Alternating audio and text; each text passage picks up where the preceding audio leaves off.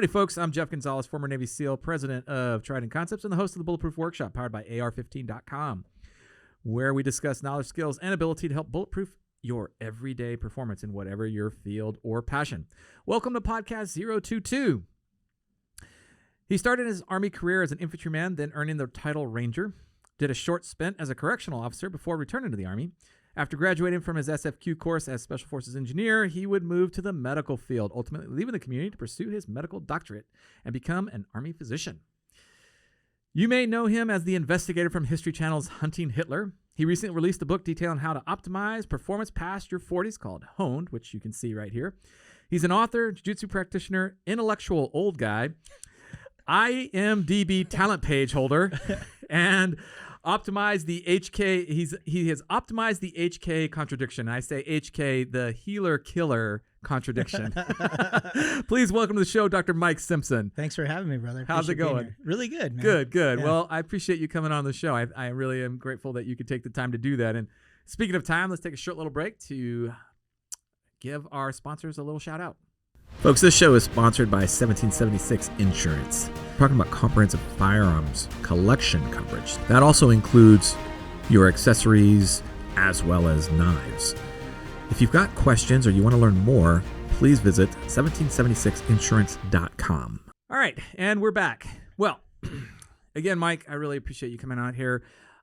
I like to start the show by helping the audience get a little frame of reference for you, and I like to start with, where do you hail from? Yeah. Where did you grow up? Well, it's a little bit convoluted. Interesting. So I was born in Redondo Beach, California, Nice. the South Bay area. Okay. In 1966, so way back in ancient times. Spent most of my childhood up until about age 11 there. There was a brief, very, very brief period of time where I was in Okie. We lived in Guthrie, Oklahoma for a short, very short period of time. Decided that wasn't for us, moved back to the South Bay area. Then when I was about 11-ish, we moved to a little town called Tehachapi, California. I don't think I know that. So if you trace the Sierra Nevada mountain range all the way down through California, the last mountain on the range, there's a mountain, and then there's a blank spot, a desert, and then there's another little mountain kind of all by itself down there. That's us. Oh, okay. Yeah. Fair enough. Good. That's a good geographic reference. I appreciate that. Yeah. So the big city for us was Bakersfield. Oh my God. Yeah. Yeah. Woo, Really partying hard there. Those of you who've been to Bakersfield know why that's really funny. Oh my God. Yeah. So that was the big city, and that was 40 miles away. Oh, so we had one stoplight in the whole town that flashed red. Past like 8 o'clock? Yeah. No, it was on all the time. It was on all the time. So like literally you would say to people on a Saturday night, let's meet at the four-way. I like it. Because there was a big empty lot right by the train tracks by the four-way on Main Street. Nice. So we would meet there. So little tiny town, 500 people in my high school. Oh, wow. 122 people in my graduating class. I graduated 102 out of 122. So, it's impressive that you know all that. Yeah. I have no idea. The only reason I know that is when I did this, because I didn't think I was ever going to go to college. Oh. And then after, when you mentioned that I got out and I was a corrections officer briefly. Yeah. I kind of dabbled in college a little bit because I thought about a career in law enforcement. Okay. And everybody's like, hey, if the way it is in law enforcement these days, you need to get a degree. It doesn't matter what it's in, just get a degree. So I went to Georgia Southern University. Nice. It was Georgia Southern College at the time, changed to Georgia Southern University while I was there. Well, I had to I had to take the SAT. I never took it in high school. Oh, wow. So I went and took the SAT, and I had to get my transcripts. And when they sent me my transcripts, it said right on there, it said ranking 102 out of 122. Wow. And I was like, wow. I was a lot shittier student in high school than I thought I was. Because I got by. I hung around with all the same jock redneck shitheads, right? So I figured, we're all kind of them in the middle of the pack together. That's too funny. Yeah, and what's really ironic is I think the girl that I dated in high school, I think she was like 5th academically. Right? It's funny. So here I was at 102. I feel like I had a similar, I don't know where I ranked, but I do remember dating one of the more intellectual females there at my high school. That was too funny. So 102 out of 122. Yeah. Well, at least you weren't last. Yeah. You got that going for you. And I was told I'd basically never amount to anything. Never amount to anything. Oh my God. I remember my, back then the career counselor, we had the career center that you would go to. And I can remember when they had to do that assessment test, and like there was that time period, I think in our junior year, where all the teachers were like, what are you going to do? What are you going to do? What are you going to do? And I'm like, I don't know. Same answer that I keep giving you. I don't know. Mm-hmm. And that basically was like code for me to go to the career center and figure it out. So like, apparently that was like, I didn't realize it at the time, but anytime I gave the answer, I don't know, they're like, well, you need to go to the career center and figure it out. And so I would spend like hours at the career center, and the poor guy that ran it, I took that placement test, that assessment test, probably like 2 or 3 times. Mm-hmm. It came back saying the exact same thing every time. You will do really well in the outdoors. You should consider a park ranger, or perhaps maybe, like, I don't even remember what all the ones, the only one I can remember was the park ranger. Yeah. And I was like, oh, man, the park ranger? I mean, that just sounds kind of boring. I don't know if I really want to do that. So I can sympathize, because basically the guy kind of like just like every time I came into the career center, he just stopped talking to me. I would just go and look at all the pretend like I'm going to go to college pamphlets. Yeah. Oh, look at this one. I'm never going to go here. I actually thought about being a surveyor at one point when I was in high school. Yeah. Kind of the same reason, because everything was like, you like being outside, and I was kind of fascinated by maps for a while. Oh yeah. Yeah. So I'm like, this is, and I liked doing projects that were kind of exacting. Whether it was like putting models together, sure. Yeah, things like this. So I'm like, this is something that kind of has all those things. I'll be outside all the time. So to this day, when I'm driving and I see the guys, yeah. Hey, I was almost you, buddy. I could have been you. Could have been you. That's too funny. Oh my God. Yeah, I always see those guys out. It seems like they're out a lot in these days. Let me ask you this question. Okay, so we're still in your childhood. You're still in a small town. Mm-hmm. You find out that you may not have been the best high school student. Yeah. Was there an event in your childhood that kind of like was the gateway to your Army career? I don't know if it was an event. I think what got me kind of going that direction was playing team sports. Interesting. Yeah, I think football had a lot to do with it. Really? Because I kind of noticed, I think my around about my sophomore year, I noticed that I tended to think of what we were doing as kind of being quasi-military. We're a team, we're a unit, we put our gear on, and of course there's all the typical sports colloquialisms, right? We're going to war. Yep. Right? It's a battle. Yep. Right? Yep. Generals, they call quarterbacks generals, right? Yep. So all of that kind of fed into like, Interesting. It's like, this is the time of year that I'm, football season is when I'm happiest. So maybe that's kind of what I want out of life, right? So being a part of something larger than myself, getting up every day with my focus being on honing myself physically and technically, being technically and tactically proficient, right, to do your job. For sure. And then I remember seeing the movie The Green Berets and thinking that was really cool. Yeah. And then a big influence on it, it's a lot of it has to do with your peer group too, right? And my best friend growing up was a guy named Brian Edwards, who ultimately became Command Sergeant Major Brian Edwards. Get out of here. Of the Special Forces Regiment. He was Command Sergeant Major of Special Forces Regiment, right? Wow. Brian was a year ahead of me. And one day we just started talking about it. And then we started like researching it.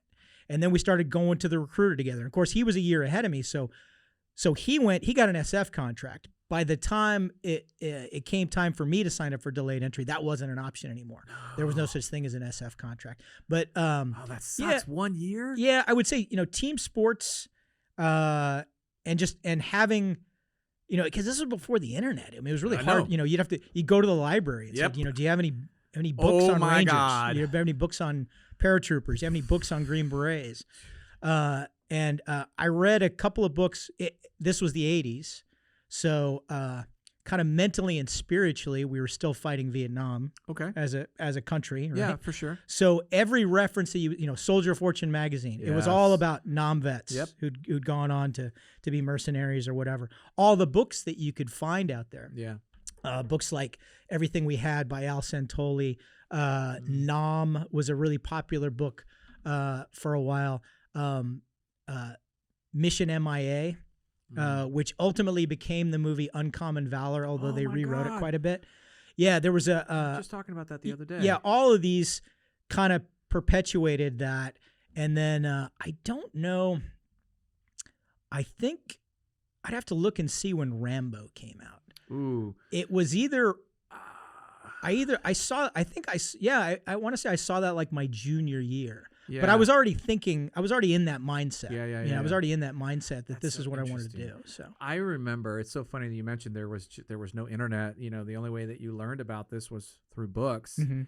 And I think the school library had this series of books that I found. Mhm. And the series, it was like a smaller, more like a picture book with like a small like description. So they would have like drawings, renderings, if you will, of the soldiers or the Marines and the sailors, and they had a whole collection of these books. Like they did not just friendlies, but they did enemies as well. So you learned about the Viet Cong, you learned about all of these other enemies at the time of sorts, and I remember like just pulling those books out. And I'd grab one, take it home, and read it, and I'd put it back in the next one. And then when I came across the one that focused on the SEALs, it was virtually exclusive to the Vietnam era because most of the more modern special operations were centered around Vietnam and what we had done in Vietnam. So that was it. That was the only thing that I could find outside of going to a recruiter that had anything to do. And I wouldn't even say it was factual.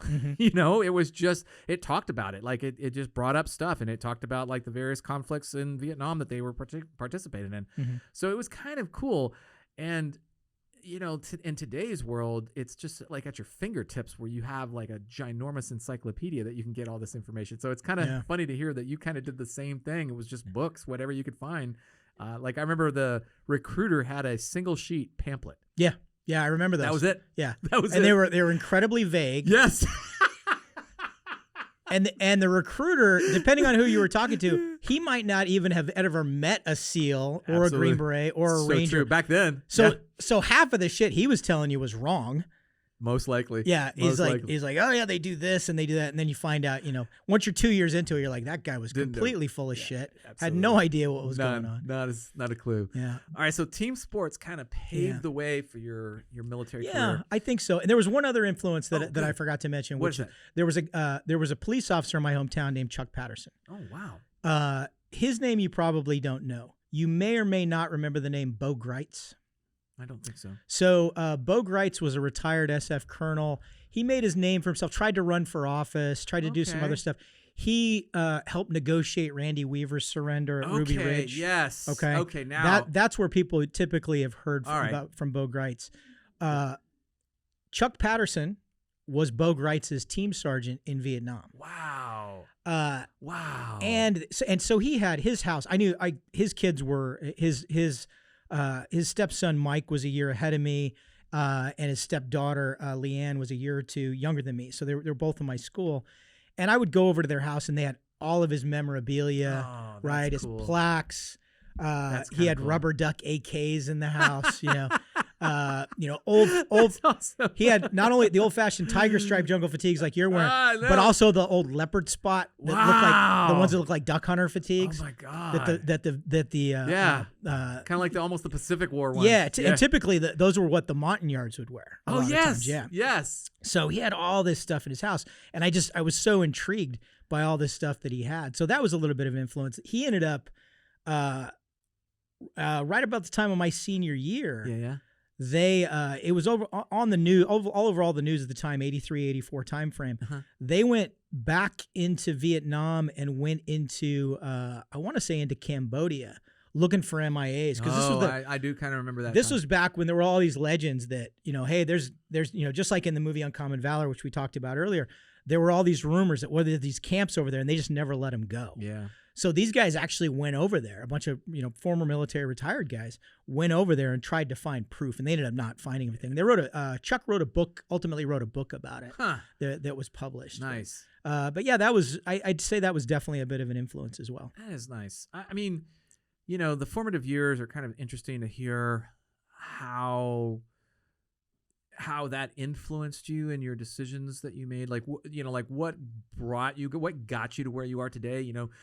One of the things that I try to highlight on the podcast is we're talking to people that are successful in whatever light that is. But generally speaking, there was some sort of, there's the rite of passage, the difficulty, the challenge, the complexity of what they chose to do early on in their life and how that formed or forged them into the person that they are today. And, hearing you talk about team sports and the importance behind being bigger than, being a part of something that's bigger than you, right? That's something that's not talked about a lot. I mean, we talk about it, it's talked about in our circles, but it's not talked about a lot in the grander scheme of things. It's become outside of maybe a sports model. We really don't talk about, teamwork or unity or, pitching in, however you want to word it, however you want to think about it. It's too bad that we kind of don't make that more of a mainstay at the dinner table of sorts. Yeah, I think we don't talk enough about, I don't know what you'd call kind of the opposite of personal gratification. Because, if you do something yourself, if you win a tennis tournament, singles, or, win an MMA fight, win a belt in combat sports, these all, even though there's a whole support system that goes in with that. Yeah. We look at that as more of a personal achievement. Yes. Right. Same with a degree, your trident, my beret, my tab. These are all are personal achievements. Yeah. There's a lot of emphasis on that, I think, especially in this generation, not in being part of a team, not in the gratification you can get from the team completed a task. Maybe I didn't get any notoriety out of it, but the team completed a task. And also, I don't think there's a little bit too much emphasis on immediate gratification as opposed to delayed gratification. Well, that is putting in the hard work now. John Danaher just had a post on it, this week, talking about the value of delayed gratification, putting in the hard work rather than I had a good day sitting on the couch eating bonbons and playing video games today. I had weeks and months and years of hard work. Yeah. And I won a competition down the road, or I got my black belt down the road. That is a great segue into my next question, which is, what do you do for yourself on like a daily or consistent basis?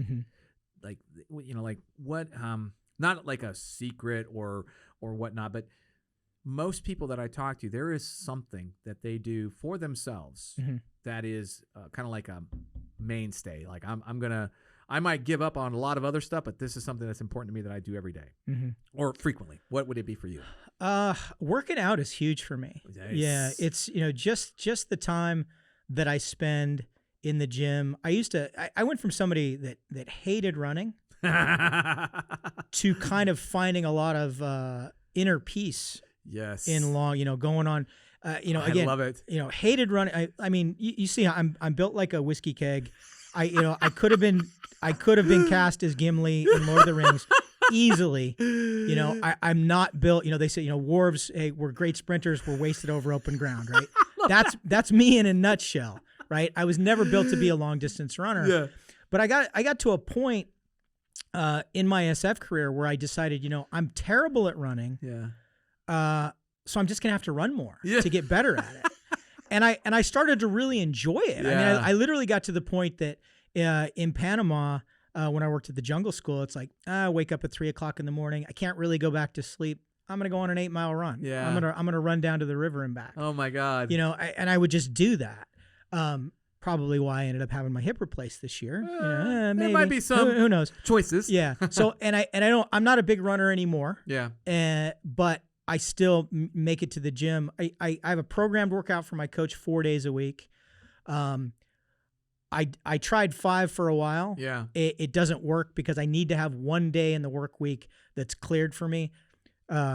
2 Wednesdays out of the month, those are days that I'm with SWAT anyway. Okay. And the other days I just make them business days, whether it's recording my podcast or working on a project, working on the business. So 4 days a week programmed. I usually work as a minimum one of the weekend days. Okay. This is a workout, not an activity where I'm going to get tired anyway. Right. Right. But then I try to do that other weekend day, like whether it's, going for a mountain bike or going to open mat, Nice. something like that. So fitness to me is, I absolutely have to make time for it. I love it. Whether I'm traveling, whether I'm home, whatever else I have on the calendar, to me, that's a big priority. Yes. And in those, oddly enough, that's, a lot of what you read in this book, Mm-hmm. a lot of what I've done, I write, I've dabbled in some fiction stuff too, which people don't know about because none of it's been published yet. But my big inspirations for that, I get to like this sweet spot. I think it has something to do with a little bit of cerebral hypoxia. Maybe I'm hallucinating. I don't know. And I start to get these really cool creative ideas. Oh, those are awesome. Yeah. And so, that's a side benefit of working out that I really enjoy. Oh, so like, it's funny to hear you talk about the running. Like that was something that was just a gift for me. And running was a part of my military career like everybody else's. And when I left the Navy and I kind of moved on, I got to a point where I just stopped running. Like I didn't run hardly anymore. And when I started to get back into fitness, I was specific to John. I was like, do not program anything more than 800 meters. I'm not running more than 800 meters. Right. And which he did. He accommodated that. And it wasn't until this year where I started to run again, like relatively not long distance compared to what I used to run. But, and one of the things that I regained an appreciation for was kind of like that inner peace that you were talking about. Like I'll get on that run, and I run with my dog now, which is also kind of nice.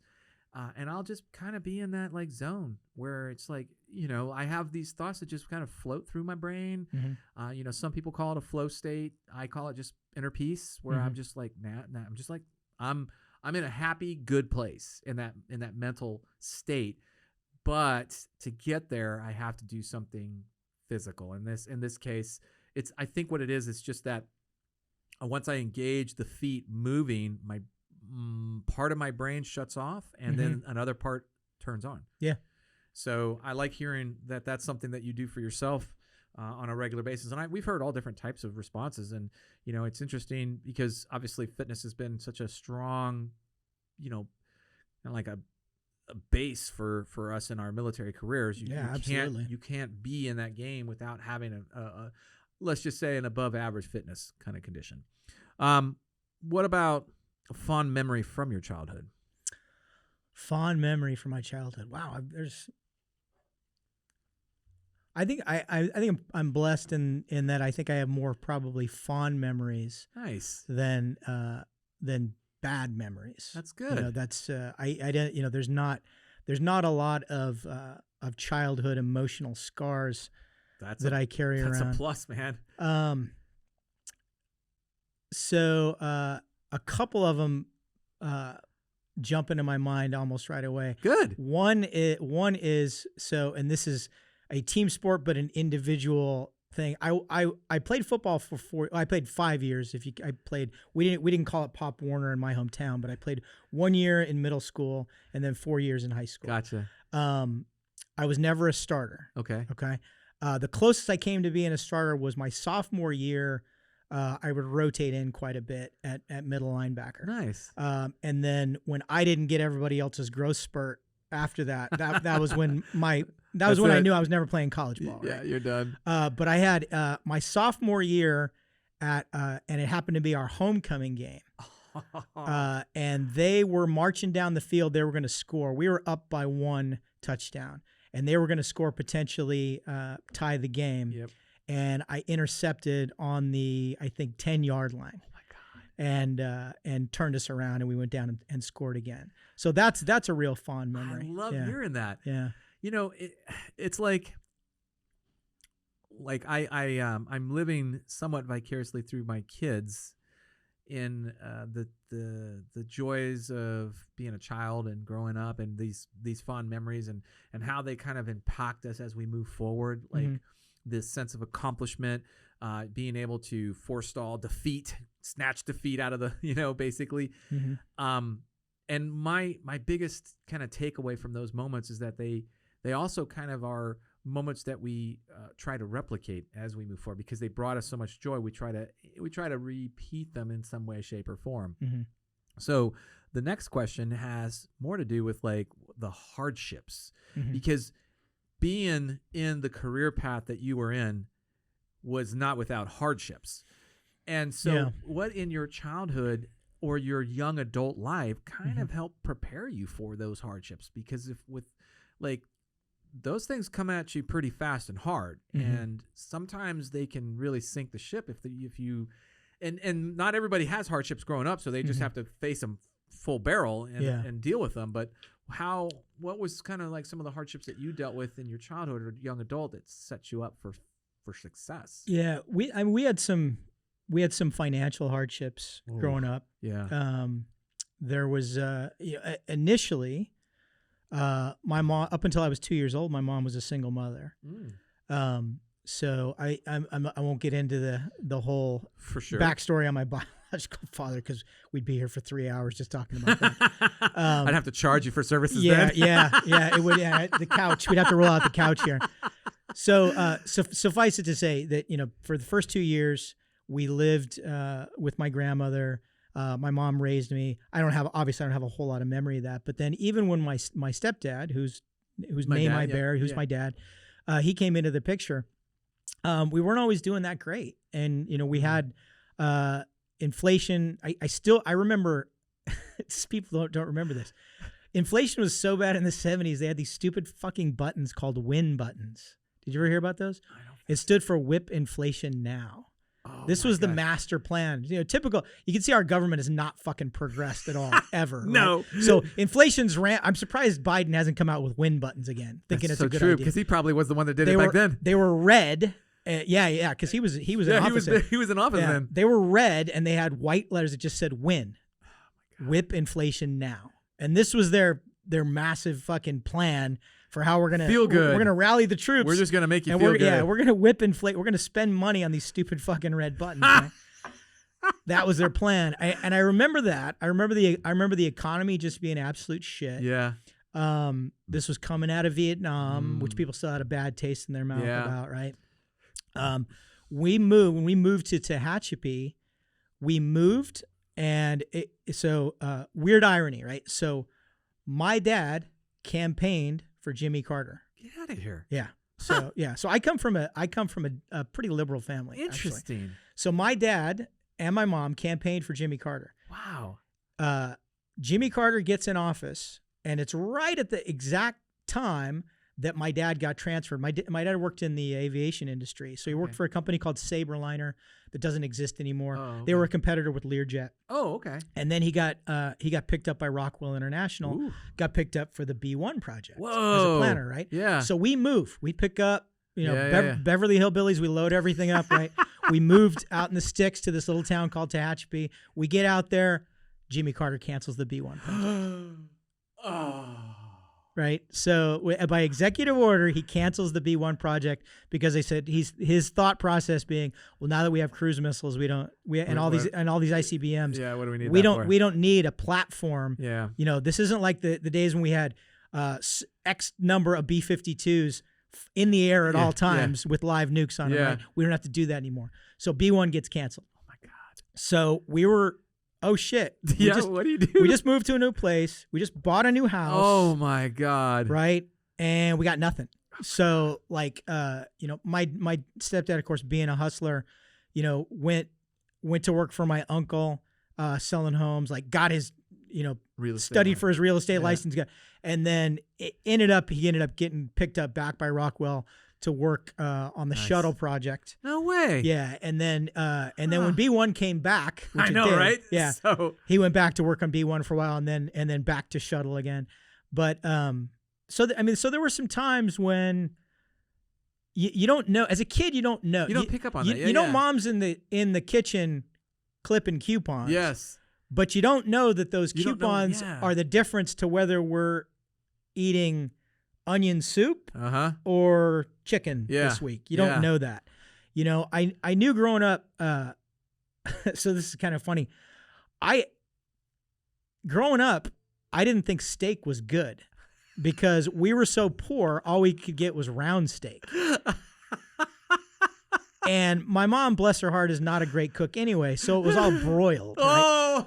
So broiled round steak, which is, to give you a frame of reference, it's like a shoe. Okay. Basically, to me, a steak was like eating a shoe. Oh my God. And I'm like, you poor thing. steak, yeah. And like I remember in high school, like I would see people, drive by a steak place and the parking lot's packed. And I'm like, I don't get it. Why are you going in there to eat rubber? Steak is awful. Yeah. Like, Oh my God. I'd rather just have chicken or ravioli. Like steak sucks. I didn't know there was such a thing as good steak until many years later. So, I mean, there was definitely, financial hardships that I was a little bit insulated from. Yeah. Right.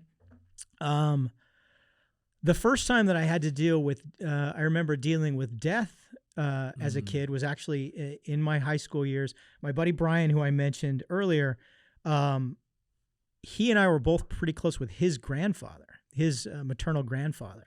And we'd go over to his house all the time. He'd tell us stories about what it was like growing up, back in the day. Back in the day. He'd buy us a bottle of whiskey when we wanted. And we'd sit around and drink whiskey. Yeah. Right? Just a great old guy. Just is so given, big, huge heart. And in fact, I called him Pop, because I didn't have a grandfather of my own growing up. And I remember Pop passed away my sophomore, junior year. And that was my first experience, dealing with death, just because I didn't have to deal with it a lot growing up. But, Yeah.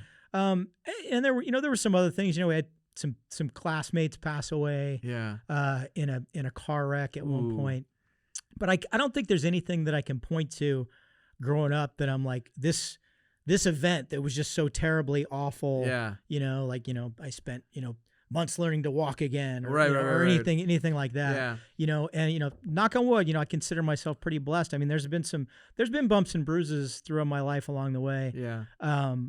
Most of which I think stem from bad choices that I made. But for the most Hear part, that. I think I've been pretty fortunate. So, accomplishing what you accomplished in your entire military career, a lot of things, a lot of qualifications there, all of those were not easy. No. And so what was your superpower in trying to deal with those hardships without having, something like, some of us, as an example, like hardship for me was physical. Like I had, when I was like middle school to high school, I was losing my identity. I was a baseball player all through my, from when I could walk, I played ball. And when I was going into high school, I knew that there was a chance that I might not make the varsity team. And I was like, I don't want to play then. So I moved from there to swimming, and swimming changed my life dramatically in that sense. And the hardships that I had to endure were unlike anything I'd ever faced. And everybody's doing it. I'm not the only one. It's not like it's just me, but those hardships kind of helped, I guess, familiarize me with a methodology to managing hardships that I didn't know at the time. It wasn't until I got into the Navy that I actually was like, wait a minute, you know what? If I just kind of look at it like I look at that back then, it might make sense. So what, like, you tackled, like, 1, 2, 3, there's like 4 major accomplishments that you had through your military career, all that did not come easily or quickly, so what was your superpower for managing those hardships? Kind of really similar to what you just alluded to, which was my thought process always was, other people have already done this. So this isn't impossible. I like it. I'm not the first guy up Everest. Okay. Right. Yeah. So this is possible. And I didn't, it wasn't until years later. I don't remember, God, I don't even remember the name of the movie, but there was a movie with Anthony Hopkins, and Alec Baldwin. And they're in like a survival situation. Oh, yeah. You know what I'm talking about? Yeah, with the bear. There was Yes, the bear. with the bear. Yeah. Anthony Hopkins repeatedly says, and I didn't, this was much later. So this wasn't directly in my memory, but this gave it a name later. Okay. Is Anthony Hopkins says repeatedly throughout that film, what one man can do, another man can do. Okay. What one man can do, another man can do. Yes. And that was kind of the mentality I had. basic training was not hard. Okay, yeah. Yeah. Yeah. Airborne school, you get over your fear of heights, right? Yeah. Yeah. Either that or you don't. Or you don't. Yeah. Or you don't. You're still going and out the plane. Yeah, you still keep jumping. Yeah. So, dude, I got like 250 jumps, Oh, God. most of which being free fall. Oh. I still haven't got over my fear of heights. So, still haven't. Yeah. So, I don't know if you ever you know, do. it is what it is. Yeah, yeah. You know, it's. Oh, God, that's so funny. But, I just always thought, hey, other people have done this. This is possible. I like that. Right. Yeah. So it's doable. Yeah. So you know what? I'm going to give 100% effort. And at one point there's a hand on my shoulder says you're done. All right. Okay. You're not continuing anymore. Yeah. Then I'm done. Okay. But until that point, Yeah. it's, because and when you know how it is, you're miserable. And I know you've been in situations sitting down in the Pacific Ocean when it's still dark, Yeah, right? yeah. With your teeth chattering, right? All right. I haven't been in that exact situation, Yeah. but I've been, and you look to your left and right and you're like, Yeah. you know what? He's not quitting. Yeah. He's not quitting. Yep. I'm not going to, and I'm like, a couple of things are going to play out. Either people are going to start quitting in mass Yep. or somebody's going to have a medical emergency. Okay. Or this is just going to end. Like there's a set amount of time. What I didn't realize is I had a false sense of security for a lot of years in that when it came to, especially to things that were dangerous, Ooh. I would always think to myself, well, if this were too dangerous, they wouldn't even let us do it. I mean, they're professionals. Yeah, they They thought this out. Yeah, this isn't. Yeah. And then years later, when you're the son of a bitch writing your first risk assessment, Yeah. you're like, oh shit, Wow. a lot can go wrong. Yeah. Glad I didn't know this back then. Oh my God. It's so funny when you talked about your fear of heights and jumping. Like I can remember my very first jump almost like it was yesterday. So vivid in my memory. I mean, it's Mine just too.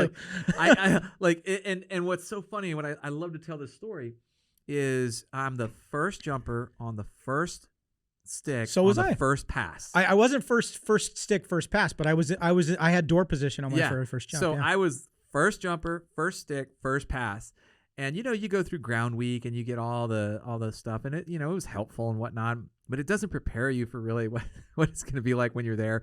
And like I don't know how it was the first time I went, it was still done by the Navy side of the house, and then ultimately the Army took it over, and so we went through the Army school. And so we had the chasers and everything, and we would go on a ramp exit, the first jump, but it would be a rear exit. So you would stand with your back to the door, and you would just kind of put your tippy toes on the ramp, and then you would wait for the signal, and you'd have to exit. And I remember the chaser that I had. Once we got the green light from the aircraft, he leans in and he tells me a joke. And I remember he has a hold of my chest strap, and he's telling me this joke, and I start laughing, and he just pushes me out the plane. And I can remember watching the plane, and it just like falls away from me, and then all of a sudden I get vertical or horizontal, and I start falling on the ground, and I'm like, oh man, this is easy. I got this. I got this, no problem, because I was shitting bricks. Yeah. Like you don't get to watch you are the first one. Everybody's watching you. Yeah. And so like I was like, got under canopy, controllability check, landed. It was like, oh man, easy day. Get the next rig, get up on the bird, first jumper, first stick, first pass, and I'm waiting for the joke. And the chaser's like, no joke. Not this time. No joke. I had to jump out of I was like, that was my first jump, cake. Yeah. The second jump scared the shit out of me because I kept waiting for a joke. Yeah. Well, it's like John Wayne says in the Green Berets, right? The first jump is easy. It's the second one that's hard to get him to make. I didn't even because now you know. Yes. So true. Oh yeah, it freaked the shit out of me. I was so pissed. I was like, tell me a joke, damn it. No joke for me. All right, so the beautiful thing about that thought process is that anybody can use it. Yeah. I mean, for anything. Exactly. Yeah. Unless you're the first man up Everest. Good point. But that's been done. Yeah. So there's very few things that haven't been done yet. Yeah. So, that's hugely valuable to everyone that's facing some sort of hardship or challenge in their life. We are a byproduct of adversity that we go through, and the more, you can't get a diamond without pressure. You can't get a diamond without tension. You can't get any of that. So, I'm not saying that you should seek out adversity, but adversity really does help us formulate our life strategies for how we're going to deal with life, because that's what life is. It's adversity. It's all about challenges. So, that thought process is brilliant, and it served you well, because obviously you just kept hitting all those milestones as you went through. So when you left the Army for your stint as a correction officer, what was like? Was that like you did your 4, I'm done with the Army, you don't want to do anything more? Yeah, that was when I thought the Army was just a phase. Right? 30 years later? Yeah, 32. 32 years later. So I was going to do whatever, but back then the career because we weren't at war. Yeah. Right. Yeah. And in the 80s, being in Ranger Battalion in the 80s was awesome. Okay. But the downside was every 6 months, somebody you'd get some type of briefing that like, this is it. We are ready to go. We're going now. Yeah. We're going to Libya. Yeah. We're going to Cuba. Yep. We're going here. We're going there. We're going, right up to the point, there was a couple of times in Ranger Battalion that we did real world rehearsals for actual targets. Yeah. Right. And then you don't go. Yeah. And it's like, it's kind of like, I've made the team. I show up to practice every day, and we're not getting any games, yep. right? So I'm like, I enjoy the whole aspect of it. I love being part of something bigger than myself. Love it. I love the training, jumping out of planes, playing with explosives, shooting guns. Wow, it could be, it's like heaven. Yeah, it's all good shit, right? But it's like there's got to be something more, because if I'm just sitting around waiting to go to war, yes, and it's just never going to happen. Yes. So I'm like, I did whatever, but most people at that time didn't re-enlist. But oddly enough, I found out years later, it's a lot of people that I knew that were in my company in Ranger Battalion did their 4 years, got out, did the same thing that I did, and then came back in later. Broken service. Yeah. I run into these guys all the time. Interesting. And it's for the same reasons. For the same reasons, That's yeah. so wild. I'm going to do my 4, and then I'm going to take. At the time, it was called VEEP. That was a college fund at the time. Oh yeah. I'm going to go to school. I'm going to get a job in law enforcement, and I was looking at either DEA, Secret Service, something on the federal level. Those are all good. Good choices. And got out, and that's what I was going to do. But I was in 20th Group. I was in the Special Forces National Guard out of Florida, and then we got mobilized during Desert Shield, Desert Storm. Yeah. We didn't go overseas. We got mobilized, went to Bragg, did an ex-eval there. But that's when I realized, I'm like, this is kind of what I missed. Because we mobilized, we went to Bragg. 3 days later, I was in SFAS, going through the selection process with no train up at all. Made it through SFAS on the skin of my teeth, and then went into the Charlie course. Yeah. Was enjoying, just getting up every day, doing PT. Yeah. I'm blowing, I'm playing with the explosives like I'm on almost a daily basis. Yes. It's all fun shit. Yeah. Right? So I'm like, I want to do this again. I want to go back on active duty. So Nice. that was the impetus for me to do that. Nice. Being a corrections officer was because my plan was just I'm going to go to school and be a cop.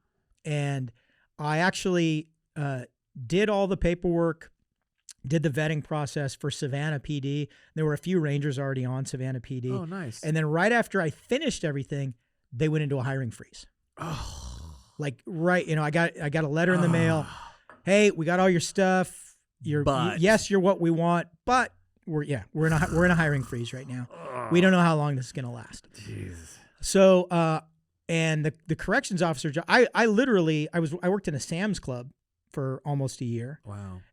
Stocking shelves, and I was literally just content to just do something like that and figure out. I wasn't looking at corrections as my way in to law enforcement, but it was kind of the perfect job for me if I wanted to go to school because I could work nights. Yeah. And it's law enforcement adjacent, right? Yeah. So it kind of put me into that, set me up with some contacts. I worked in Bullitt County. I got to be friends with all the deputies and the local PD there. We all used the same range. Yeah. So, had I not chose to go back on active duty, that probably eventually would have been my path. I either would have been a deputy sheriff there. I actually did right at the exact same time that we got mobilized. I actually got picked up by Chatham County Sheriff's Department. And I was going to start work there. They have a kind of an interesting system there is you go to work and you work in the jail for 6 months. Ooh. Usually it's a lot longer. Yeah. You go to, at the time it was only 6 months. You work in the jail for 6 months and then you go to the academy. It's like they put you through a shake and bake 2-week course. You work in the jail for 6 months. And then you go to the full blown academy and become a deputy after that. So it's somewhere somewhere floating around, there's a hiring slip that says I worked, I technically was hired as a deputy sheriff in Chatham County, Georgia, although I never showed up to a day of work there because we got mobilized at the same time. Oh, gosh. Okay, so you return to the Army, and you like I remember the same thing. We got spun up, went from Virginia Beach down to Fort Walton. We were down there with the Air Force Special Operations Wing, just waiting, get up in the morning, same thing, nothing. We go out and do some live fire stuff with them, wait for the next day, same thing. I think they finally, after like 7 days, are like, yeah, you're not going. We're bringing you back. So I watched we watched the whole war on CNN in the barracks there in Fort Walton. It was, it was kind of interesting because, here we were, fast and furious, got rolled up, spun up, got down there. We didn't know really what to expect. The first day wears by, and then you start to realize, wait a minute, we're not going. Mm-hmm. It's just like, it's all of a sudden the high, you're all excited, and then that high kind of leaves, starts to lower and lower, and then reality sets in, and you're like, son of a... It's like that scene in Heartbreak Ridge. Oh. Where you go, when the PA system comes on, he goes, "This is it. We're going to war. This has been a drill." Yes, that's exactly what it felt like. For the first day and a half, 2 days, that's what it felt like. We were like, and then it became the drill after that. Yeah. All right. So, what was the biggest challenge within the Army? Curious to hear. Biggest challenge. I got a grade 3 ankle sprain in selection. So, and I got it early. I got it on 2 or 3 days in. And so, it's, my ankle was just black and blue. Oof. And of course, when you sprain, right, you've stretched out that ligament. So then the likelihood of you spraining it again, spraining it worse, because you're losing stability. And I just kept spraining it. Wow. Night movements and, runs over uneven terrain. Yeah. Land nav, of course. So, So luckily I had athletic tape, and that was the only thing that held my ankle together. Wow. All through SF selection. Wow. And I was not in great shape going into it because I'd been in 20th group. Yeah. And, maybe taking a PT test, with the Army PT test, the old APFT was a piece of shit. It was not a good gauge of fitness. Twice a year I'd take a PT test, but I wasn't in great shape. I had literally, college student with, uncalloused feet to being in SFAS in 3 days, right? And that's not a transition. Yeah. It's not a culture shock. So trying to, so I had a little bit of a rough go in SFAS because of that, because I wasn't in good shape and got injured early on. Yeah. But again, I had the mentality of, I'm not going to quit. I'm gonna keep going until they either medically drop me. I thought for sure, because of the sprain, I was having a really hard time making my land nav times. Oof. And the final land nav leg that we did, and SFAS was a little bit different back then. It was only road navigation back then. Oh wow. They've changed it up now, but. You didn't do what was called the STAR exam, the big cross country line. Yeah. You didn't do that until phase 3. Oh wow. Yeah. So or phase 13 at the time, and I guess it was part of, and I think maybe it's part of phase 1 now. But You didn't do that in SFAS. It was all road Wow. navigation, right? Wow. And the very last one that we did in what's called Land Nav Week or Individual Week, I knew for a fact that I didn't make my times. Oh. So I guess I made enough times just barely along the way Uh-huh. that kept me in, because I thought they gate you after that first week, and some people don't make it. They end up pulling out about a quarter of the class. Wow. That they say you're just so far behind, you're not going to make it. Wow. And I'm like, I'm going to get gated. I thought for sure, I'm like, I'm going to get gated, but I'm going to heal up, and I'll come back. Yeah. And I didn't get gated. Nice. And even after they announced all the numbers of who got gated and who didn't get gated, and they sent us back to our huts and everything, I'm like, any minute now they're going to come in. Oh, we forgot you. Head over there. Like literally for like a whole day, I was waiting for I'm like, I don't want to get too comfortable. Yeah. Because I think I've been gated and they missed it. Yeah. And somebody's going to figure it out. yeah, somehow they didn't. And I went on to team week. And again, held my ankle together with tape, and then, did all the team week and did the 26-mile road march at the end. It was grueling. I had stress fractures in both feet. Wow. Shin splints in both legs.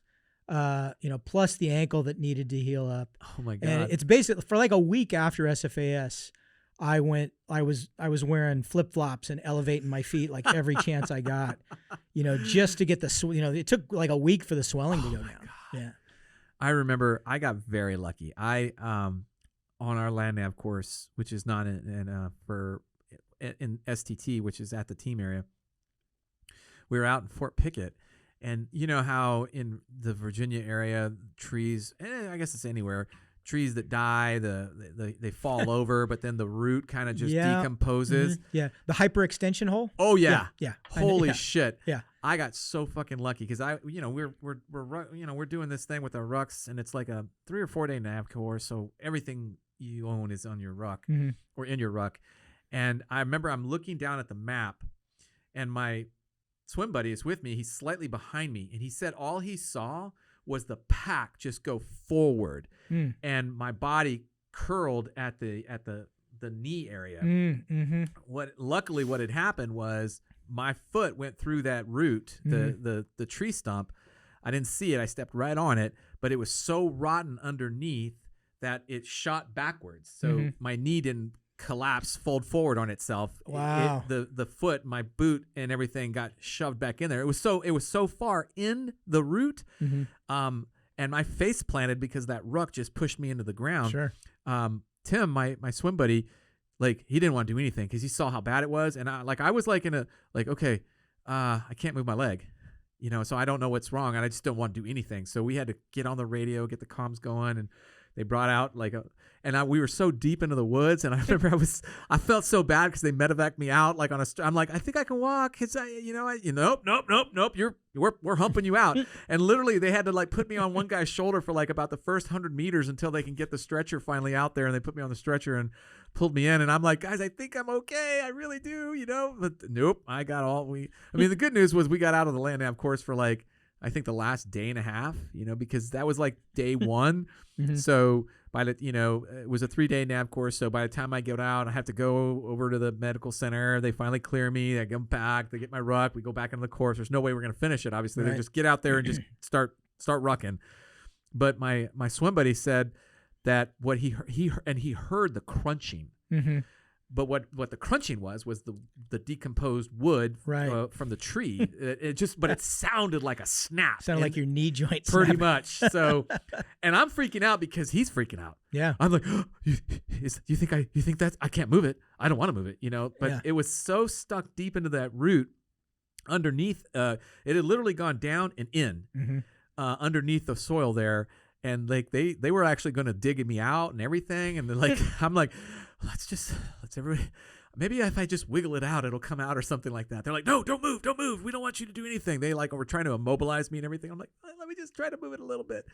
Oh my God. So I got lucky because that. Very lucky. Oh my God. When I talk to other people, it's so funny that you call it a hyperextension stump. It's exactly what it was, man.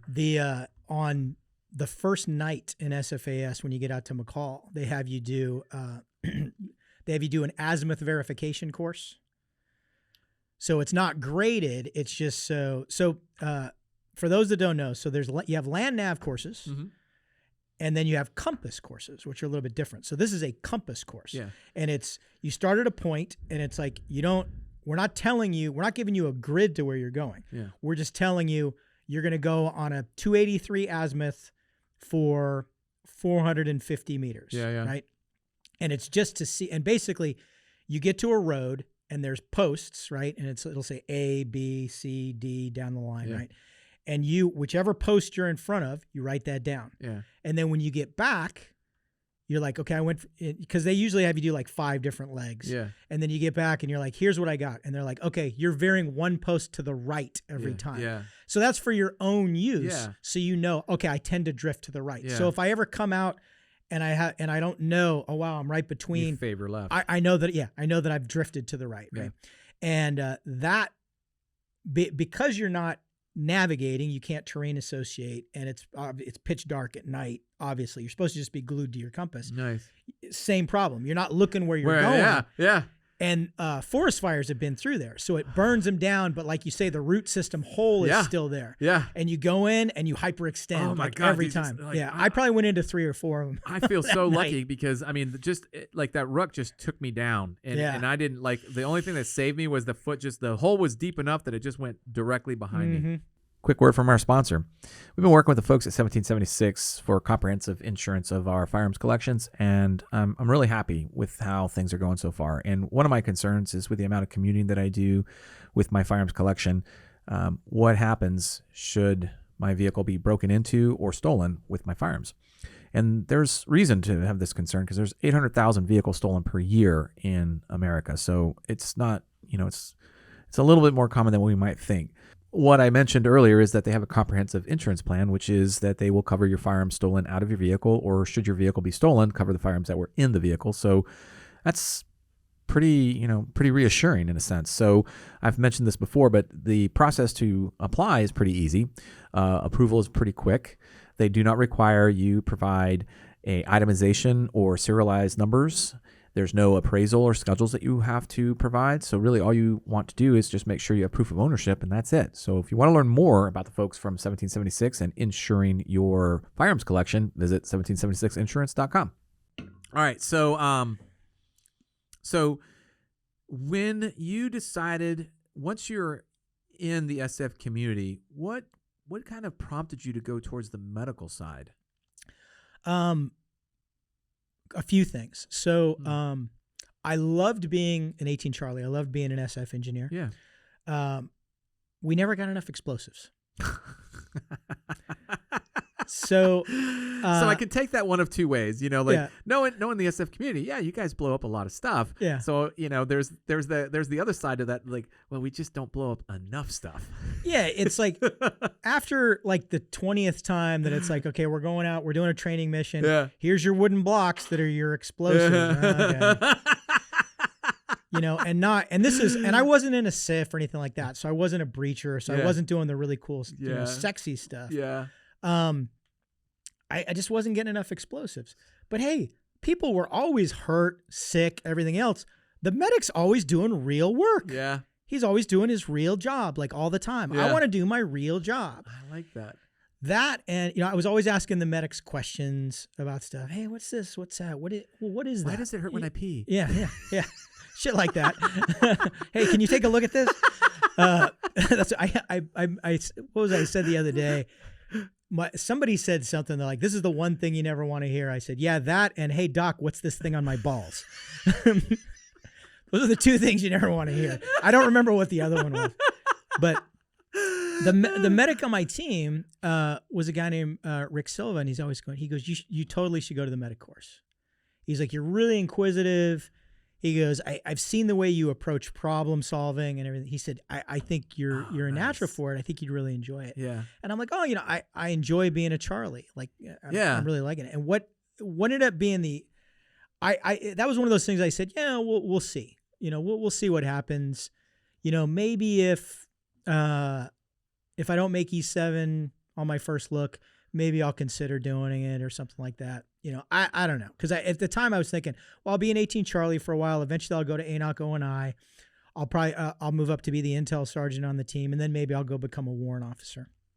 Career path. Yeah, that was kind of my tentative career path that I was kicking around at the time. Yeah.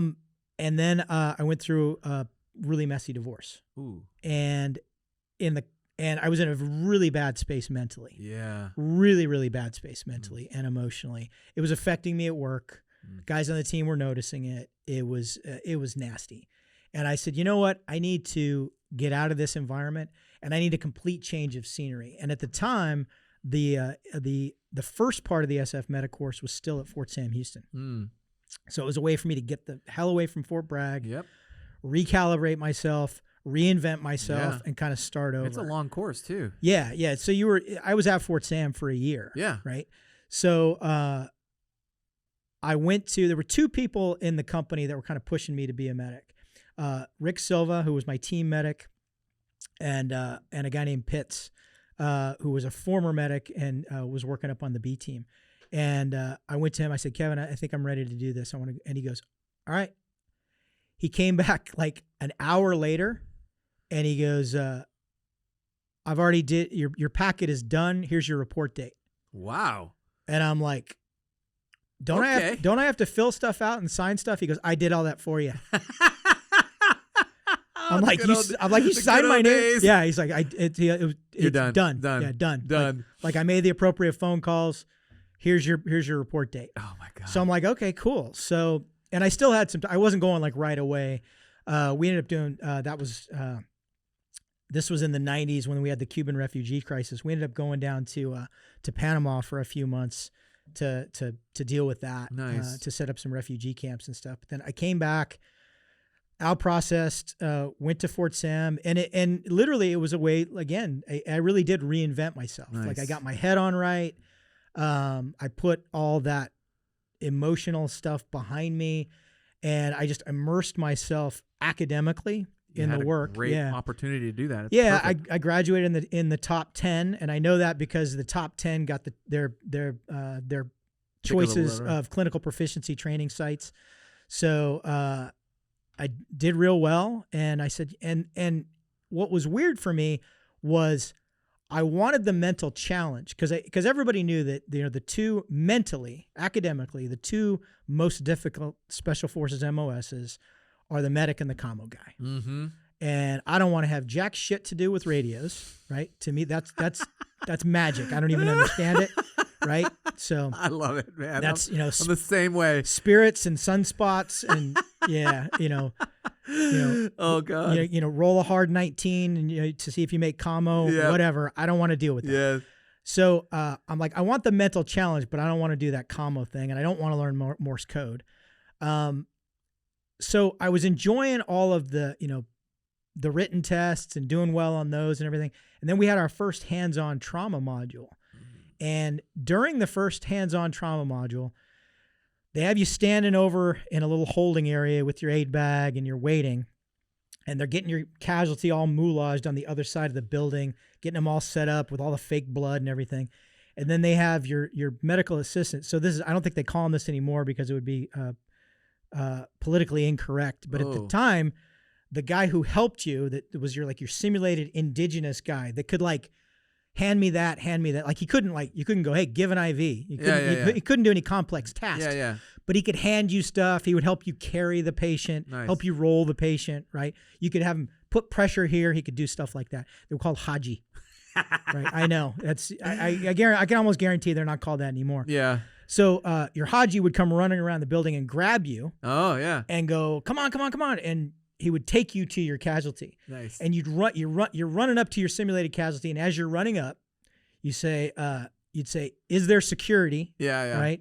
And then you'd say, what happened? Yeah. And there'd be a cadre there with a clipboard. You'd say, is there security? Yes. What happened? I don't know. He got blown up. Right? Helpful. And I ran up to the casualty and I threw my aid bag down and I looked at him and I said, hey buddy, I'm a medic. You're going to be all right. And the gravity of that statement punched me in the gut. Oh, I was for what seemed like 3 seconds, I paused and I'm like, oh shit. That's fucking responsibility. I just promised this guy that I'm going to fix him. Yeah. And I made a declarative statement. Yeah, you did. And I'm like, wow. And I kind of, I shook it off and I did. And I ended up maxing, that was called the trauma 1 lane. I ended up maxing the trauma 1 lane. I got, all the points you can get, I got. Nice. And afterwards I'm like, wow, that's what that feels like. And even though it was a simulated casualty, of course, in a simulated environment, to me, that was when it became real. It's I like, love hearing that. wow, I am in the business. You talked about the HK. Yeah. Right. It's like, these were formerly taking lives and blowing shit up. Yeah. Now this is to heal people. Yeah. And that's huge. Yeah, it is. And it's, and I carried that for the rest of the time that I was in training. And even to the point that, I was still in 18 Charlie. A bunch of us were moonlighting in the Fort Sam Houston ER. Oh, no way. Yeah. Which probably was illegal as fuck, right? I mean, I was... You're not qualified, but... No, I was drawing blood. I was starting IVs. I was on the trauma team. I was doing all this stuff. Not even, having a real medical MOS. I don't even think... during the course, you took the EMT basic exam. I don't even think we had done that yet. Oh, wow. And I was moonlighting on the weekends. Wow. Yeah. It saved me a lot of money. So rather than being downtown, San Antonio blowing cash, I was working in the ER, Nice. treating trauma. So what time frame was this? This was the mid 90s or mid to late 90s. It was 95 time frame. Was Rick Asherman there? Rick was there. Yeah. With his crazy hair talking about, so Rick Asherman, inventor Rick, of the, if you're listening to this, I love you, man. Inventor of the Asherman chest seal. Yes. So I'll never forget. This is one of my favorite Rick memories. Rick's a huge country music fan. Oh yeah, he is massive. Well, first of all, he's a country boy. He's a country boy. Yeah. He's as country as you come. You right? can't get more country than him. Yeah, huge country music fan. Huge George Strait fan. Yeah. And I remember we were doing a test review for our final exam, and he said somebody made a joke about, hey, what. Can we just pay you for the answers? Ha ha ha. And Rick said, and I was sitting in the front. I made it a point to sit in the front of the class all through because I knew that would hold me accountable. Oh, good call. Yeah. And I'm sitting in the front, and Rick says, my integrity is unimpeachable. I cannot be bought. And I said, what about a pair of George Strait tickets? and he goes, talk to me after class. I go, I ain't got George Strait tickets. Oh, you knew how to punch the button, though. Yeah. You knew how to punch the button. He goes, hey, yeah, that's you knew though. Yeah. Exactly. Yes. That's my it. God. Yeah, Rick was there. Rick, in fact, do you know Herschel Haynes? Oh man. Herschel Haynes was in my class. He's a West Coaster. Yeah. Scotty Clark was in my class. He's an East Coaster. Yes, I know Scott. Ron Yanaga was in my class. Yeah. Trying to think who else. Wow. Yeah. That's great. Yeah. So there was something that you said that I wanted to circle back to. You had that epiphany that you had. Yeah. When you had that epiphany, were you like you were certain this is the career path I want to take now? That's actually the moment that I knew I'm not going to be an SF warrant officer.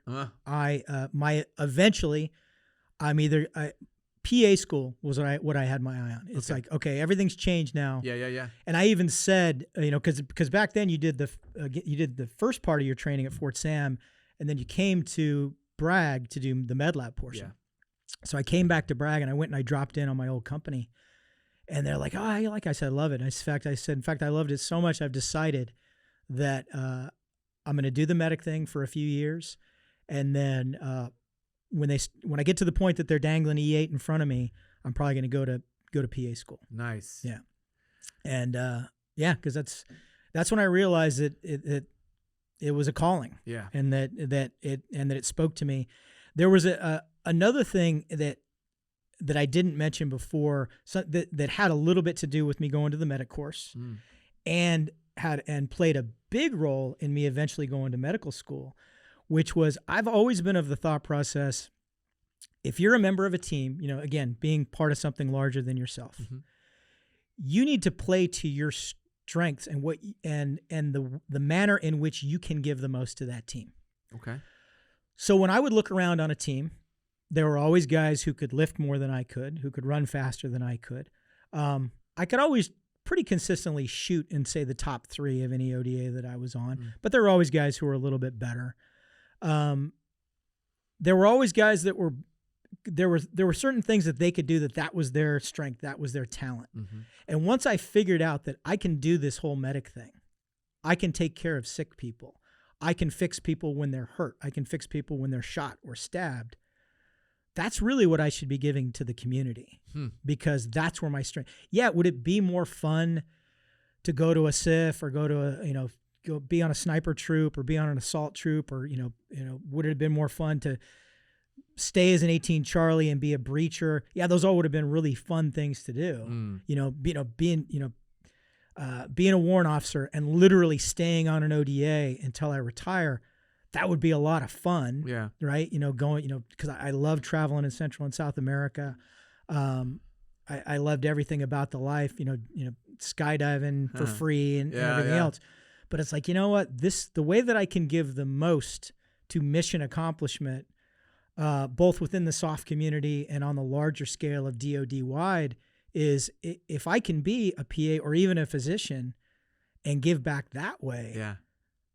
Then really I have an obligation to do that. I have an obligation to play to my own strengths, because that's what's best for the organization. Oh, I love hearing that. And so your decision to go to medical school came shortly thereafter, or you did a couple years before then? My decision to go to medical school was, again, I had my eye on PA for a while. Right. And I made E7 while I was in the medic course. So I got promoted to E7 as a Charlie.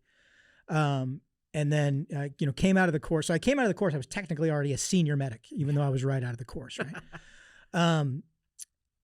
Did that for a few years. And then, because I said, by rights, I owe at least 2 years to give back. back. Because that's 2 years on station is what you're always told, right? Yeah. For a school, right? Yeah. You got to give 2 years on station to kind of pay back for that school. Yep. So when that 2-year mark started to come up, ish, because by the time I got back to a team, it was early 96, right? Around 98, 99 time frame was when I'm like, okay, I need to start looking at what's going to be next for me. Yeah. Potentially looking at PA school. Yeah. So, and again, so early days of the internet, right? So it used to be, to get into the Army PA program, every hospital had a PA liaison office.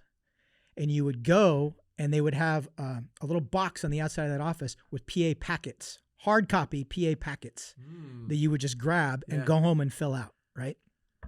So I grabbed the PA packet, and again, the internet was a thing, so you could also look it up online, right? And I remember I looked it up online, and there was a discrepancy between what the packet I physically had in my hand said and what their website, their fledgling website said, right? So I called the number of the PA liaison at Fort Sam Houston, the branch manager, and I said, yeah. So, and I was a cocky E7 18 Delta. It was a female major PA, and I was probably a disrespectful prick to her on the phone. And for that reason, because I made a comment like, I'm an 18 Delta, it's not like I'm going to have any trouble. Oh, right? It's not like I'm going to fail. Oh, right? wow. Yeah. And she said, well, and she answered my question as to the discrepancy. And basically the way she answered it meant that I was not going to have all the prereqs by the time packets were due. I didn't find out till a year later she lied to me. Oh. Yeah. But so basically at that point, I'm like, okay, well, I can't, this is going to be my last, because she said, and next year we're changing the rules. She goes, how many years of service do you have? I told her. She goes, you have too many years of service. Oh.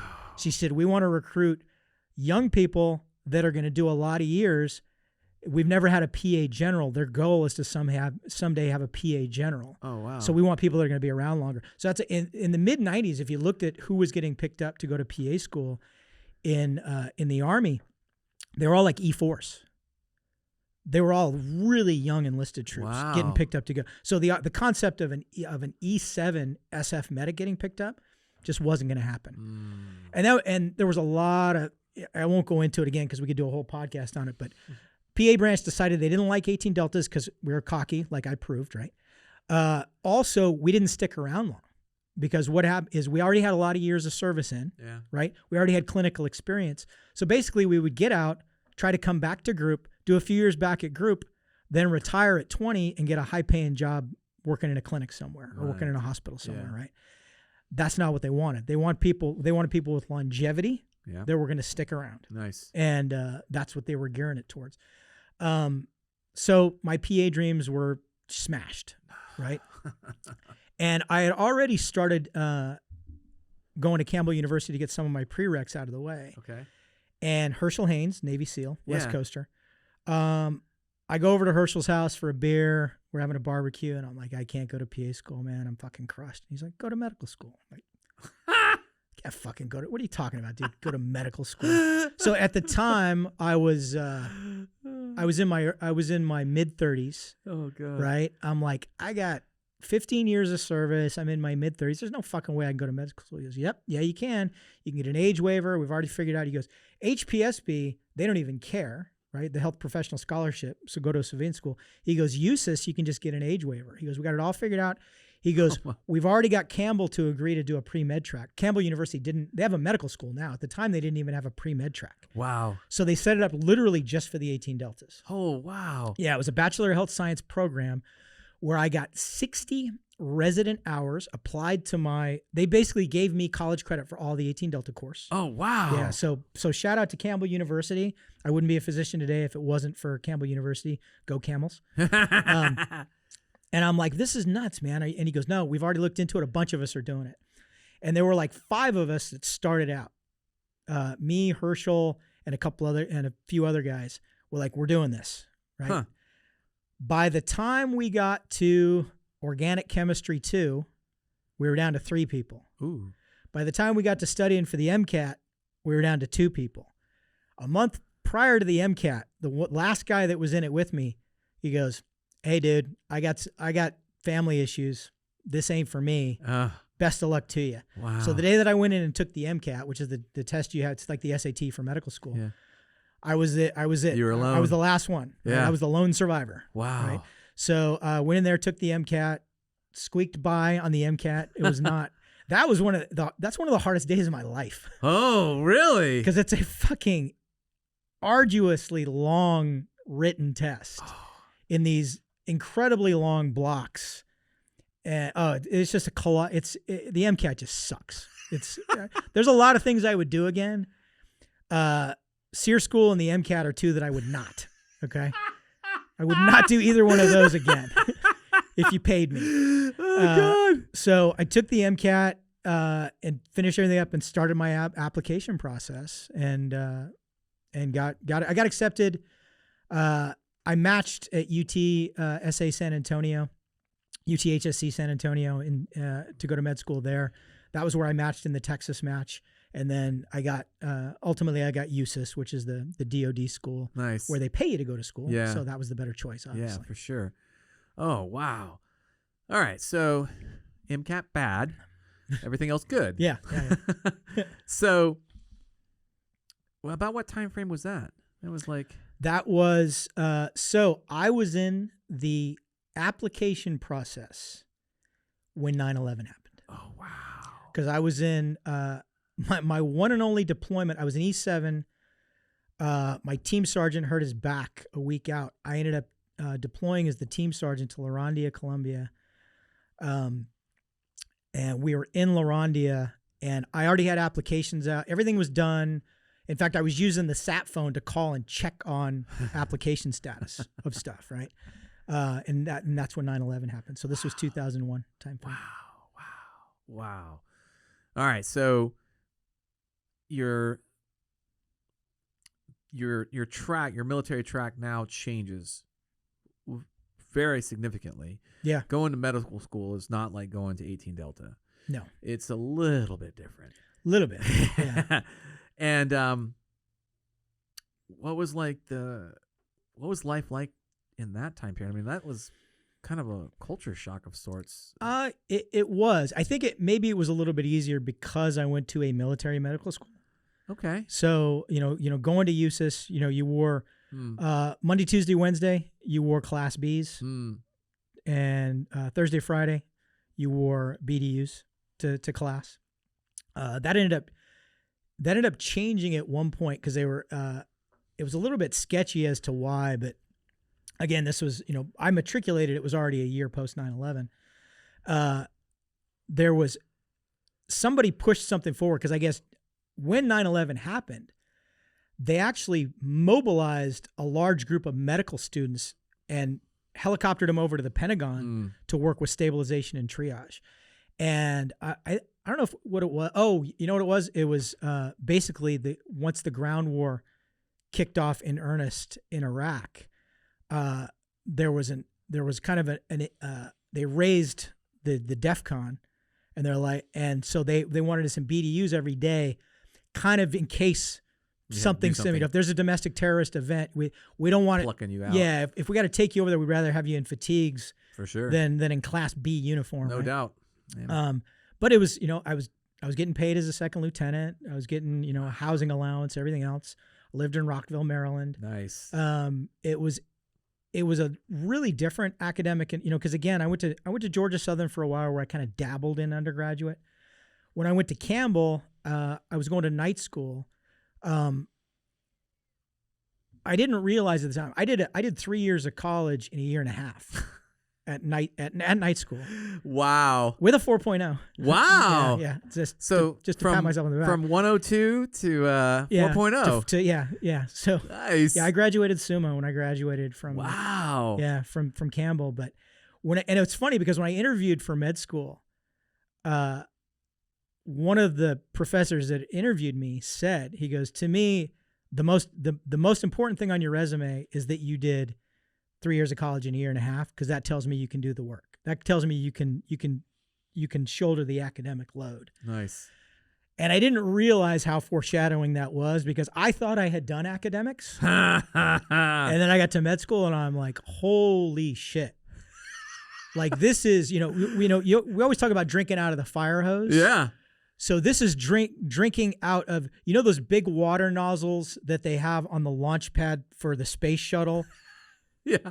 So that all the steam kicks out and it doesn't set shit on fire. Yeah. You're drinking out of one of those. Wow. Yeah. Like it was, and it took me a while to kind of figure shit out. Like I was so used to regular undergraduate courses and military courses, where you go and it's like, okay, you go to the lecture because that's when they drop those. Yeah. This is definitely going to be on the test.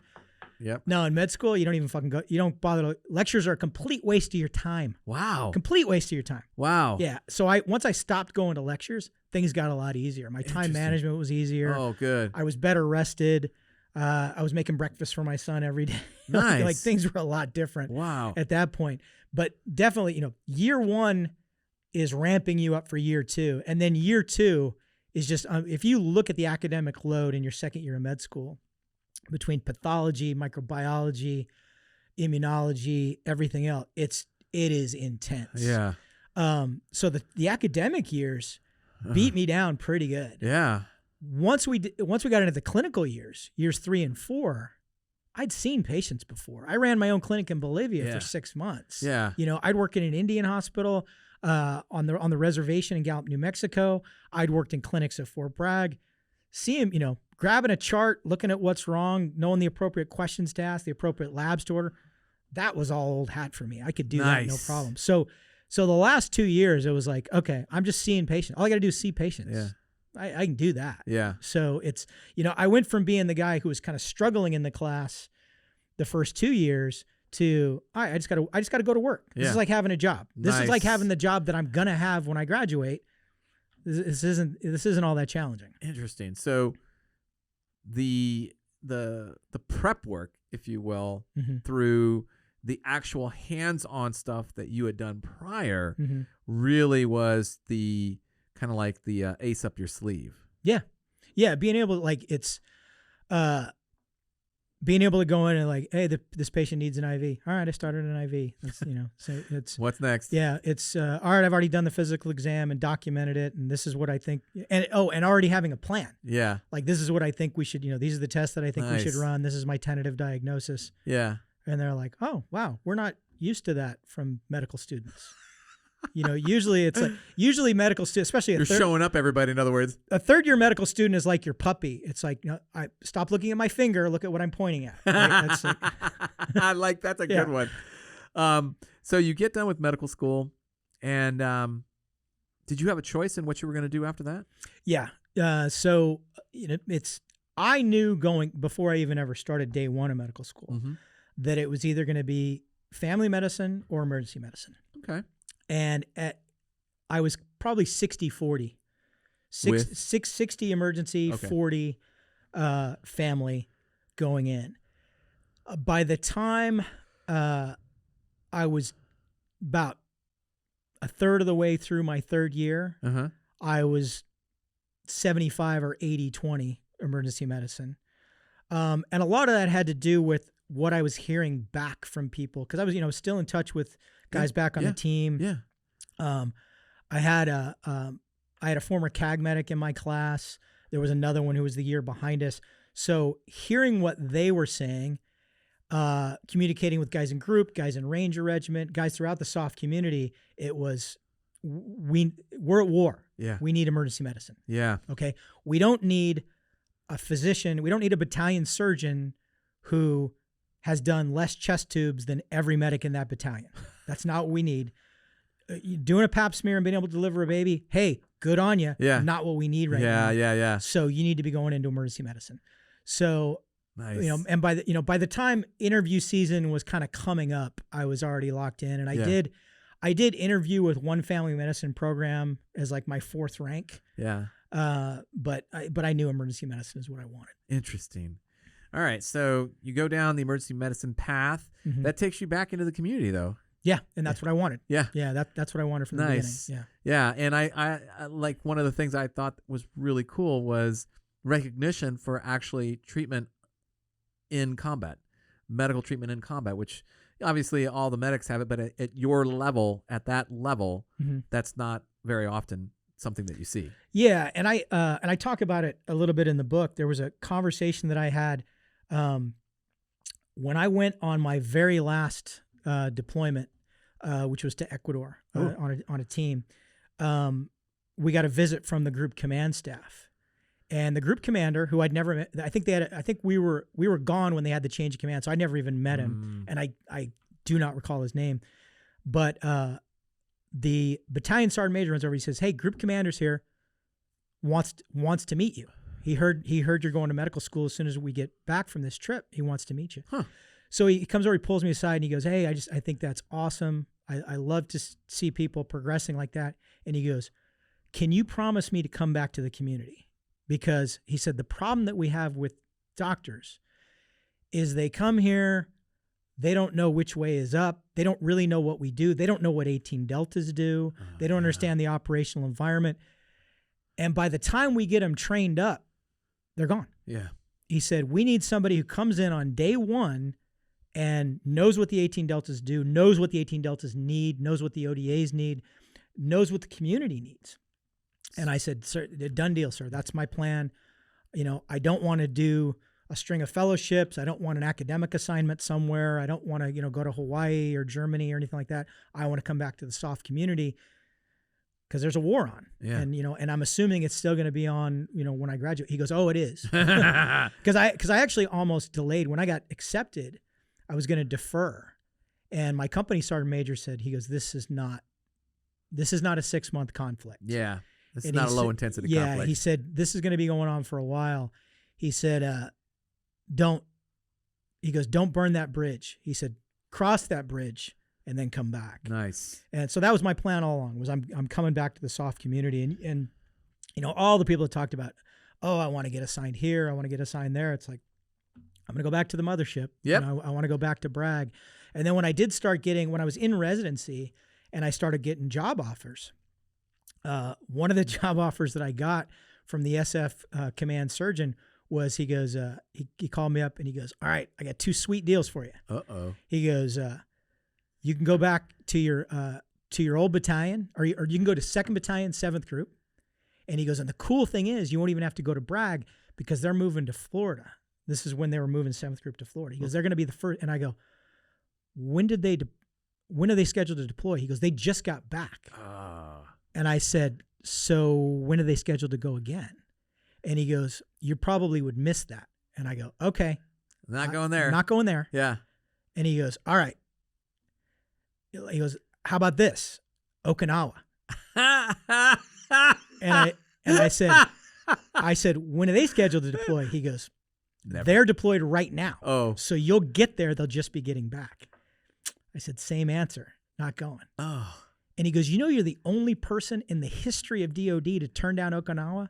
And I said, then I guess you won't have a hard time finding somebody to fill it. Yeah, no kidding.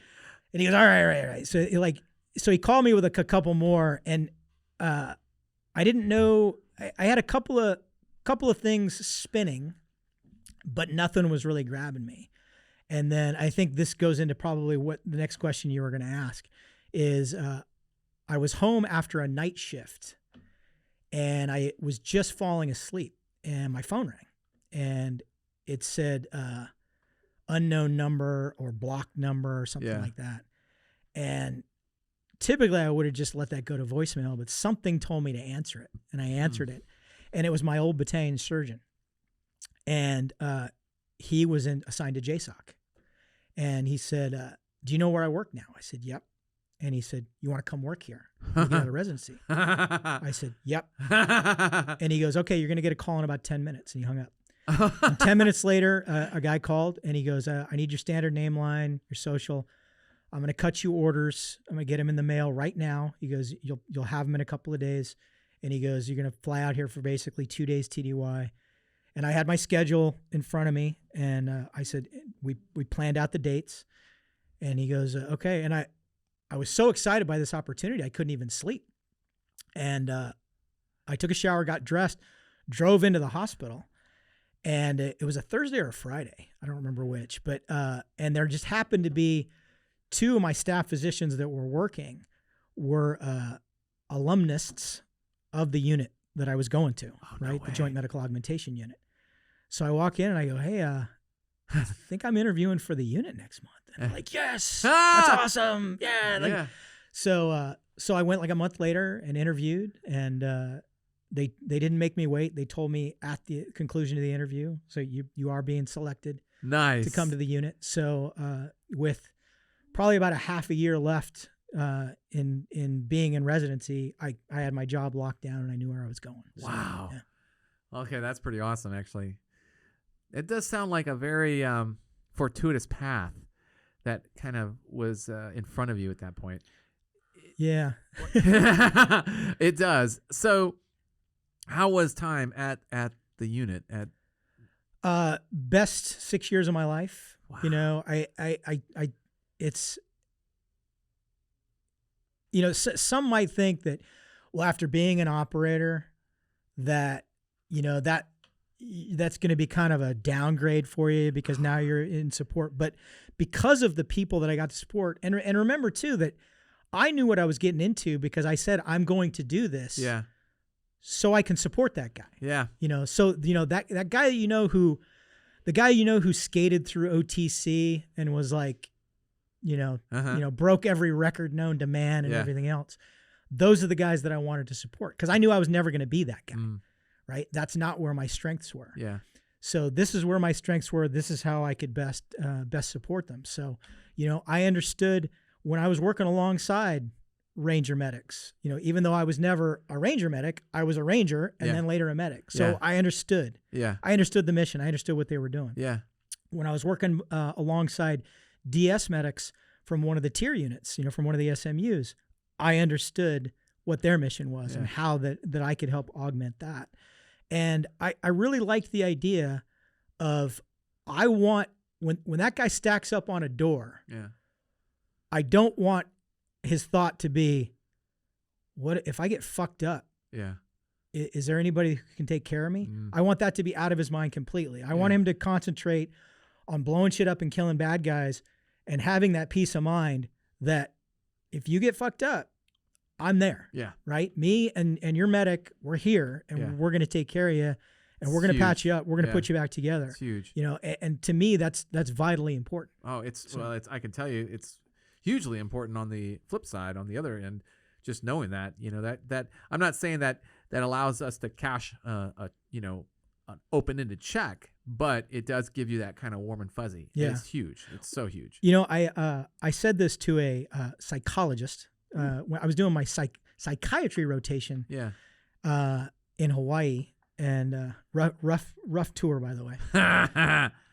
And there was a psychologist in the room, and I said, and I don't know how we got on the subject, but I said being an Army physician and a SOF physician specifically is very unique in that you're the only physicians that can say, if I do my job correctly, people will die. Yeah. Because in doing my job correctly, they're going to get back out in the field. Exactly. Yeah, I totally get it. I'm a force multiplier. Yeah. I'm an enabler. Yeah. And I said, even if you're a pediatrician, because if there's a sniper in a hide somewhere and he's distracted because he got a call from home that his kid's got a fever and is getting admitted to the hospital, and he's distracted by that, he might miss. Yeah. But if he knows, oh man, Doc so-and-so's taking care of him, he's going to be fine. Yeah. It's back on the job. He can canoe that fucking head like nobody's business. Yeah. Yeah. And when I said that to the psychologist, all the blood like drained from his face. He's like, I had a few conversations like that. Yeah, he's like, I'm a part of this too. I've had some of those conversations. So, okay, the interesting thing about the medical career is, how did you then get hooked up with hunting Hitler? That was because of Tim, basically. Okay. Right. Yeah. So Tim and I met. The way Tim and I met, there was someone applying. I ended up. So I did 3 years in the unit as what they call an in-town guy at Fort Bragg. Uh-huh. Then I PCS'd to Fort Hood, and I was what they call an out-of-town guy. So I lived and worked on a day-to-day basis at Fort Hood, but all of my deployment gear was in a locker at Fort Bragg. And every once in a while, I would get a call, you need to get on a plane, and we got some shit for you to do. To go back. Yeah. And I would go out to Bragg a couple times a year to do training events. So Fort Hood has an emergency medicine residency program. Nice. We had an applicant who was a former 7th group guy, but was after my time. So I didn't know him. Okay. Excuse me. So I wanted to vet him a little bit. I reached out to a couple different people, and I was like, hey, did you know this guy? No, I didn't know him. Yeah. Let me ask around, see if I know anybody that knows him. So one of the people that I reached out to is, do you know Pete Ibarra? Have you ever met him? Pete's a PA. So he's basically the one that hooked me up with Tim. Okay. Is Pete goes, hey, I found somebody that knows him. It's Tim Kennedy. He's going to give you a call. And I knew who Tim was. Yeah, for sure. So Tim gave me a call, and I just, I said, just give me the 5-second blurb. Good guy, bad guy. Hire him, don't hire him. Does he pass the 3 a.m. test? He's like, yep, across the board. Good guy. So I'm like, okay, cool. That's all you need to know. I saved Tim's number. I think I ended up, at one point, I ended up interviewing him on my podcast. On Mind of the Warrior. Yeah. So I reached out to him. But the only time that we didn't physically meet in person until I was the ringside or cage side doctor for one of Colton Smith's fights here in Texas. Wow. And Tim cornered him. No way. Yeah. So that's when I finally met Tim face to face, right? And we ended up being like, social media friends. We didn't hang out together or anything like that. And then after season 1 of Hunting Hitler, Tim posted something on his personal Facebook page saying, hey, we're looking for somebody, SF or SEAL, speaks either Spanish or German, and a few more qualifications that even within the community, not everybody has. And I didn't see it. My wife actually saw it.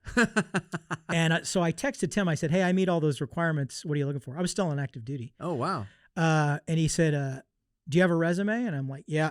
And he goes, email it to me. So I emailed him the resume. He emailed it. He sent it to the production company. I did a Zoom call audition, and I had already started the kind of plugging that into my command. I'm like, hey, I've got tons of leave saved up because I'm getting ready to retire this year. Yeah. But what I can do is I can take a month of that leave and go do this, then come back and out process and take my terminal leave and retire. The hospital agreed to it. Nice. So I went through the whole process. They wanted me. They didn't. The production company wanted me. History Channel didn't. Oh, Yeah, they wanted a younger, taller, better looking version of me. ugh. Yeah. So they ended up going with somebody else. And then right after they gave him the role, he couldn't do it. So they immediately called me back and they said, "Are you still in?" And I'm like, "Yeah, I'm still in."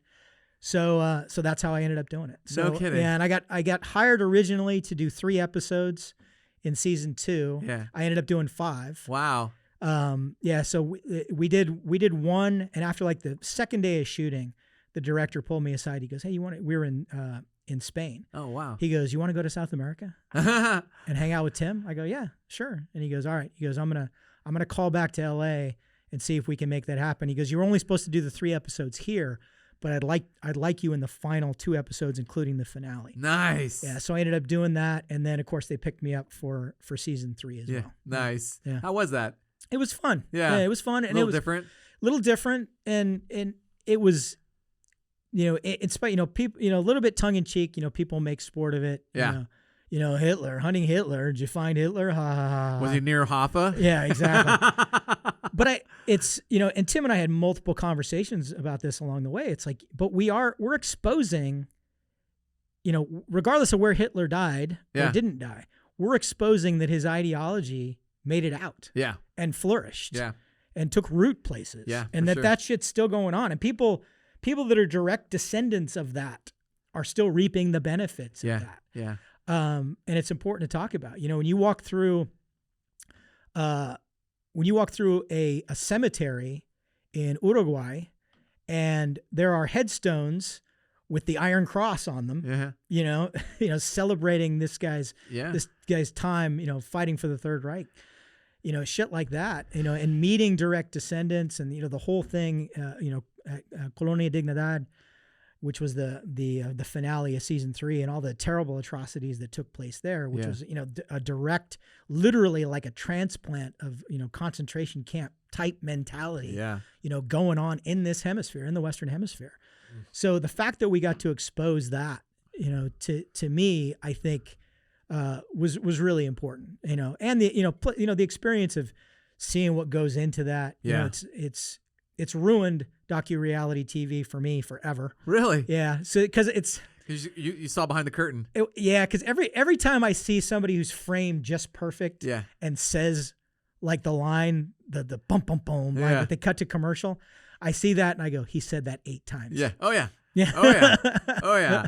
Like I had a very short stint in Hollywood as well for Discovery Channel's Top Shot, and they would ask me, "Can you do that again?" I'm like, "Oh, okay." Yeah. Like some of the shots they were asking of me were not easy, and I'm like, "Okay," but they just kind of expected that. So the nice thing is that I only had like very few talking parts. It was just maybe in whenever it was talking, it was opinions. Like, what do you think of this guy? How's he gonna do? Is he gonna make it? Is he gonna lose? Is he gonna lose against this other guy? And what do you think of that? So those were easy. But when I had to do any of the hero shots, those were like the ones that we would reset and reset and reset. And we'd be out, like, I didn't understand how it all worked. Like I would be out there, I'd do all the talking head stuff like on one day. I'd be there for a week. One day I'd do all the talking head stuff. And the rest of the time we'd be there just shooting the B-roll for all the other stuff that we would shoot again and again and again and again. Yeah. So, yeah, it was interesting to see how how cinema really works. Yeah. One of the more challenging things in Hunting Hitler was they would get leads, and of course, a lot of us on the show were generating leads as well. Tim and I were generating leads. Lenny was generating leads, and we would pass those on. Hey, I got this number. This, supposedly this guy is in contact with this person who can verify this, and then we would get the green light either to run it down or no, we don't think that's worth it, or it's out of our way, whatever. But a lot of times these people had been talked to by somebody on the production staff, because they're like, we don't want to show up. We don't want to be cold calling. This isn't like selling vacuum fucking cleaners, right? Yeah. We're not going to be cold calling, go to day to day. If you don't have something worth us talking to you about, then we're really not interested in going to talk to you. Yeah. But what people will say in an email or over the phone is one thing. Oh, yeah. And then when you have a camera in front of them, Oh, yeah. and you want them to tell you that their dad, was one of Hitler's best buddies. Yeah. And all he ever did is sit around and sing German war songs, and he couldn't wait for the glory days to come back. They all of a sudden don't want to say that anymore. Yeah. Yeah. Reality sets in. Yeah. And sometimes they maybe overstated it. Oh, yeah. And now they're like, I'm accountable for this. So I had to kind of fall back. I had some pretty, in one of my capacities on a team, I had some informal interrogation training. Nice. So I had to kind of fall back on a lot of that. Yeah. And like, I know what you've said. I know what you've gone on the record as saying, and I'm going to get you to say it. You're not leaving this room. We're going to sit here, and you're going to say it. And I'm going to knock you out of the circle, and you're going to say it. Right. Nice. And so we had to play this little game where we go back and forth and back and forth and back and forth. And I had some people get flat out confrontational. I had one guy, I figured out during the course of the conversation that he was a fucking Nazi. Oh, wow. And I'm like, I'm done talking to this guy. Like, wow. Yeah. Like we can, like this guy he only wanted us here because he wants to sell a book. Oh my God. And I'm done talking to this guy. Yeah. Like he's not answering the question. Like he's trying to pimp himself. Yeah. At one point because he kept going off course, and I interrupted him and I said, that's not what I asked. And he goes, no, I know it's not. But, but I'm the one being interviewed, so this is what I'm going to answer. Oh my God. And that's when I said, I'm done. I'm not, like, you guys can ask him questions if you want. I'm not asking. That whole interview ended up getting cut. Nice. Didn't make it into the show, but yeah, there was a fair bit of that. It's you know how it is, man. It's like, oh, we need another shot of you getting out of the car again. Yeah. No, we need it with the drone. Yeah. Now it's your mic went out. Oh yeah. That's my favorite. That's my favorite. Yeah, we need to say that. I did an Amazon a documentary with a outfit out of the UK. They went on Amazon. It's a 3-part D-Day documentary. Oh. And they're exactly the opposite. They're like, we won't reshoot anything. Oh, they're one like, take wonders. They're like, if we don't get it, we don't get it. We did to do that. We shot it in 6 days. If we would have shot it with a U.S. based company, it probably would have taken us 6 weeks. Paul, I hope you heard that, because we need to go back to one-shot wonders. Yeah, it was so nice shooting, because there was even one where he said that analogy that you gave was perfect, and he goes, I did not have your face in frame for it. And he goes, that was the only time I've wanted to ask you to, he goes, but I'm not going to. Nice. He goes, because I know you were talking completely off the cuff. Yeah. And he goes, hard to represent. It's hard he goes, to I don't want it to be stilted and false. Yeah. You know, I want it to be real. Yeah. It's hard to do those. Yeah. So that's the tough part. Like when we started doing a lot of these videos, my strength was being able to mind map things out in my head. Mm-hmm. And then once the camera was rolling, get it all out in that single take, however long it was. Mm-hmm. And anytime I tried to reproduce it, it never came out. Never came out the same. It was all, and even if that first one wasn't the best, it was going to be better than all the other ones. Yeah. And it from a professional point of view, I always try to tell that. I always try to share that. I'm like, listen, we've got to make sure that this first one is is like everything, all the ducks are in a row, because me doing this again, the percentages of us getting what we want get lower and lower with every additional take we do. Yeah. Just the way it was. Yeah. The big, and the thing that drove me, I think the craziest was they would always go, we need a version of that where you don't say this in case they want to go. A lot of it had to do with we didn't know the order. Like you turn on an episode of Hunting Hitler, right? You see that I interview in the course of an episode. Yeah. I interview 3 different people. Yeah. You might not be seeing that in the order in which I interviewed. For sure. Them, right? Absolutely. So they never wanted me to say, like I could never say, well, look, I was talking to so-and-so yesterday and he told me this. Yes. They're like, no, you can't say that. Yeah. Yeah. They're like, because we might edit that one out completely, or we might put them in a different order. You know, everything, all the questions that I asked and all the answers that I got were genuine. Everything that we found, you know, when you see us, oh shit, we found this or we found that. Yeah. That's all genuine. Nice. But the order in which you see us doing it, maybe not have been. Maybe might not be genuine. And generic shit. Yeah. like me driving, me getting out of the car, me getting in the car. All the B-roll. Yeah, I always tell, and this got edited out completely. I carried a 3D radar, LiDAR, sonar, fucking shit we haven't even thought of yet backpack that's for mapping caverns. Oh, yeah. That Cool. you wear it on your back, and it has this thing on top, and it maps a cavern. And there were these caverns that near Montserrat in Spain that the Nazis had stored shit in. Huh. Right. And it was a little bit of a kind of a Raiders of the Lost Ark vibe. Like, what kind of, stuff is in here? Because there's rumors about like the Holy Grail having been there. Oh, like my all this God. Other shit, right? So we had a thing where I had to go up this trail, and we were going to go through these caverns with this mapping to see if there were any like secret compartments or areas that we couldn't get to. Yeah. So I had to lug this damn thing up the hill. And of course, I said, when you watch that episode and you see me walking up that trail, I walked it 8 times. Oh. Because they filmed it from behind. Yeah. Filmed it from the front. Oh, yeah. Filmed it with a drone. Yep. Filmed it in between the two of us. Filmed it from this angle. God, filmed yeah. it from that. And it's like, by the time we got to the actual cavern, and it's funny because I've got a headlight on when I'm in the cavern, and I think all that you see of me going in the cavern is I'm walking in, and that's it. That's it. And then they cut to something else. But it was legitimately getting dark outside. Oh, wow. When we walked in. Oh my God. Yeah. How did that kind of like divergent from the path that you were on, getting a little bit into the Hollywood cinema stuff? Was that when you were like, I think I'm going to write a book? Or was that something that you had always kind of had on the back burner, just didn't have time? I've always wanted to write fiction. Okay. Yeah. And I actually wrote, in my last Afghanistan deployment, I wrote a comic book. No way. And I should have brought one for you. I actually got it published. No way. Yeah. So I wrote a comic book. I can't draw. So I had this story in my head, and I had been kicking around this story about one titular character and a team. So, Sounds kind familiar. of quasi Justice League, quasi Avengers. Yeah.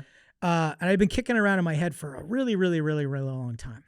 And then one day on a long drive with my wife, I told her the story, and she's like, "You need to write that." Oh, wow. And I go, "Well, I can't draw." Yeah. And I'm like, and you can't really, nobody reads superhero novels. Yeah. Because true. Yeah, true. you want to see it in a comic book. Yeah. So when I decided to write it, I started looking around online and like message boards and stuff like that. And I found out that there's a whole bunch of comic book artists that go to these like Reddit forums and everything else. And they put up like, "Hey, here are my rates. Here's what I do. Here's some Samples. Screen captures of my work." Yeah. So I ended up contacting this guy actually in Spain. And I said, and I just would write descriptions of the characters and then send him like examples, like kind of like this, kind of like that. And he ended up rendering it all for me. Kind of side story. Luckily I had played, used to be a PC game called City of Heroes, which was a superhero game, and you could create your own characters. So because of that game, I was able to make some templates that I could go kind of like this. Gotcha. Generally like this. Yeah, right? yeah. So he made all of them for me, and then he told me, he said, this is how you write a comic book. Panel 1, you describe what's everything in its orientation, and then what dialogue there is. Then panel 2 and all that. So I did all that. We did it. He sent it all. He did all of my pages.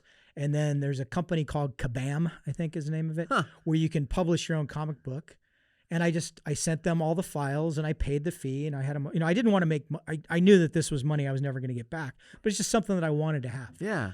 And for a while you could actually buy it online. There was a website called Comixology, but they got bought out by Amazon, and now I can't, if it's on there, I can't find it. No. Yeah. So, but I got like 10 hard copies. I'll make sure next time I see you, I'll bring you one. I would love that. Yeah. So I always wanted to write fiction. Yeah. And I've got probably 20 unfinished novels in my head. Oh, geez. At any given time. Oh my God. Two that I'm working on right now. In fact, one I was just texting back and forth because we're probably going to write it as an episodic Imagine True Detective meets Apocalypse Now. Ooh. Yeah, Wow, it's kind of okay. like that. Yeah. So it's a serial killer in Vietnam. Oh, wow. So that's either going to be a novel or an episodic screenplay or both. I haven't decided yet. Oh, cool. And then there's a couple other ones that I'm working on. So, but I would say definitely doing television, even though I'd already written the comic book. Okay. Doing television is what convinced me, like, hey, these are just people that know people. Yeah. Right. And, you pitch ideas. Yeah. And that's, I pitched the idea for this, for the True Detective meets Apocalypse Now. I pitched that idea to the director of Hunting Hitler, and he and I are now working on it together. No way. Right? Yeah. And so, he knows a lot of people in scripted television, and that's awesome. So it's, we want to get some of that fat Netflix cash one of these days. Yeah. Hell yeah. Hopefully. So, yeah. Yeah. So then why if non or fiction is your jam? Yeah. What happened? Where did the train get derailed here to come up with this one? Because fiction is so niche, and it's you got to have the right story at the right time and everything else, right? So true. And because I had built a little bit on the back of Hunting Hitler and my podcast and my social media presence and working for Sheepdog for a while, I had built a little bit of a footprint. But that footprint didn't necessarily conform to me writing an episodic Dungeons and Dragons style novel, right? Yeah. So, but it fit a little bit more with me either writing something autobiographical or in the self-help lane. Yeah. Right. And originally I was writing something that was a combination of both. Huh. Not the book that you see here. It was a little bit more about, maybe along the lines of like something Jordan Peterson would write, right? Like, rules to live by type thing. This is how you organize your day. Yeah. This is how you prioritize things in life. This is how I applied what I learned as a Ranger private to being successful in a career in an academic career and a career in medicine and everything else. Yes. So that was the book that I was kind of on track to write. And I'd already kind of written a brief outline, and I'd even written like 3 or 4 chapters of. And then I met Tucker Max. Love Tuck. Right? Yeah. So great guy. Yeah. Owner of Scribe Publishing. Yeah. And so did he? Yeah. He published? That's a Scribe. Okay. Yeah. So Tucker and I met, and God bless, Tim Kennedy, one of my best friends on the planet. I was able to do TV because of him. And there's no better hype man anywhere. For sure. Absolutely. People will say, dude, Tim Kennedy told me all about you. Yeah. And I'm like, well, what did he say? He tells my resume way better than I could. Yeah. Right? So I was out at a Sheepdog event, and I was there to do the training. I wasn't there, as cadre, but I think I taught a hip pocket tourniquet class or something like that. So Tim introduced me, gave the spiel. So I think that kind of piqued Tucker's interest a little bit. Nice. Right? And then my wife had actually met Tucker. She'd gone to one of his book writing seminars. Yeah. And I said, oh, yeah, my wife. And he's like, oh, yeah. And I said, he goes, how's your wife doing with writing the book? I said, oh, she's kind of put that on hold. I said, and I jokingly said, I'll probably finish my book before she finishes hers. Huh. And he said, what's your book about? He goes, let's get on a Zoom call and talk about it. Yeah. And I told him the book that I was writing at the time. And he goes, no. Yeah. And he goes, all the stuff that you were talking with the people out there about fitness and how much water they should drink and all this, and, and their diet and all this other stuff. He goes, why don't you draw on that expertise? Yeah. And I said, well, those are actually the questions that I answer. I've done podcast episodes. Yeah. I'm constantly answering emails. And unbeknownst to myself, I had been pushing myself in that direction. And I'd even said, because I get emails all the time. Yeah. Hey, Doc, I'm 51 years old. I was in the Army for 4 years, and I worked in law enforcement. I had this injury. Yeah. I'm thinking about getting into jiu-jitsu. What do you think? What should I do? What do you think? Is it okay for me to do squats? Is it okay to me deadlift? How much protein should I get? Yeah. What supplements should I be taking? Yeah. And I found out I was answering the same questions again and again and again and again and again. And I 100%. Yeah. And I said, I wish I had something that I could just go. And so a lot of times I would do podcast episodes based on those emails. Yeah. And I said, I need to have some place I can just point people to and go, I've already done the research for you. It's right here. Yeah. But for some reason there was a block, and it wasn't until I had that conversation with Tucker that I'm like, that's the Makes answer. sense. Is I write the book, and then whenever anybody emails me, I send them the Amazon link to the book, and I go, it's all here. Yeah. I love it. Yeah, it's chapter 4. Just read it. So, and he goes, yeah, that's the book you need to write. And it took me 6 months to put it in book format. Yeah. But most of the work was already done. Yeah. I already knew the supplements were already done. I'd already figured those out. Yeah. I was already in the process of starting my own supplement company. Yeah. It was in the early days at the time, but I already knew what people needed to be taken. I'd already done the research in diet. I already had done a complete 180 in how I addressed my own fitness in the fifth and sixth decades of life. Yeah. So it was a no-brainer. Nice. And there you have it. Well, first of all, I love Tucker. He's a great dude. He's Great actually, dude. he was actually, I think it was like our 4th or 5th guest on the podcast. And he hated my book. Like I gave him a copy of my book. He's like, oh my God.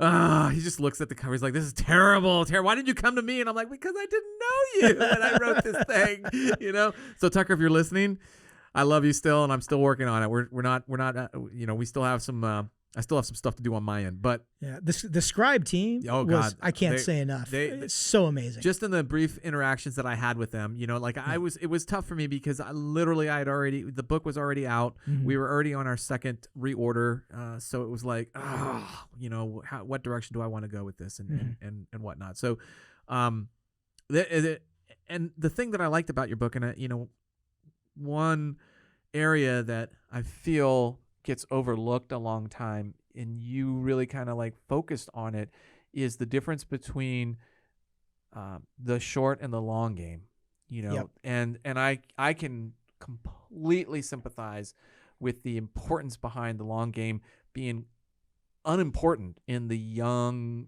early parts of your career. You just don't think about it. It's like that compound interest on a credit card that you're not even thinking about. That's a good way to look at it. I mean, I love the parts that you talked about, like, and in my current, and I think I've been this way for at least 10, if not more years, where the guy that I turned to for my kind of climb out of my hole when I got divorced was a guy named John Wellborn, and he and I worked on creating a fitness program to get me kind of like out of this really dark place.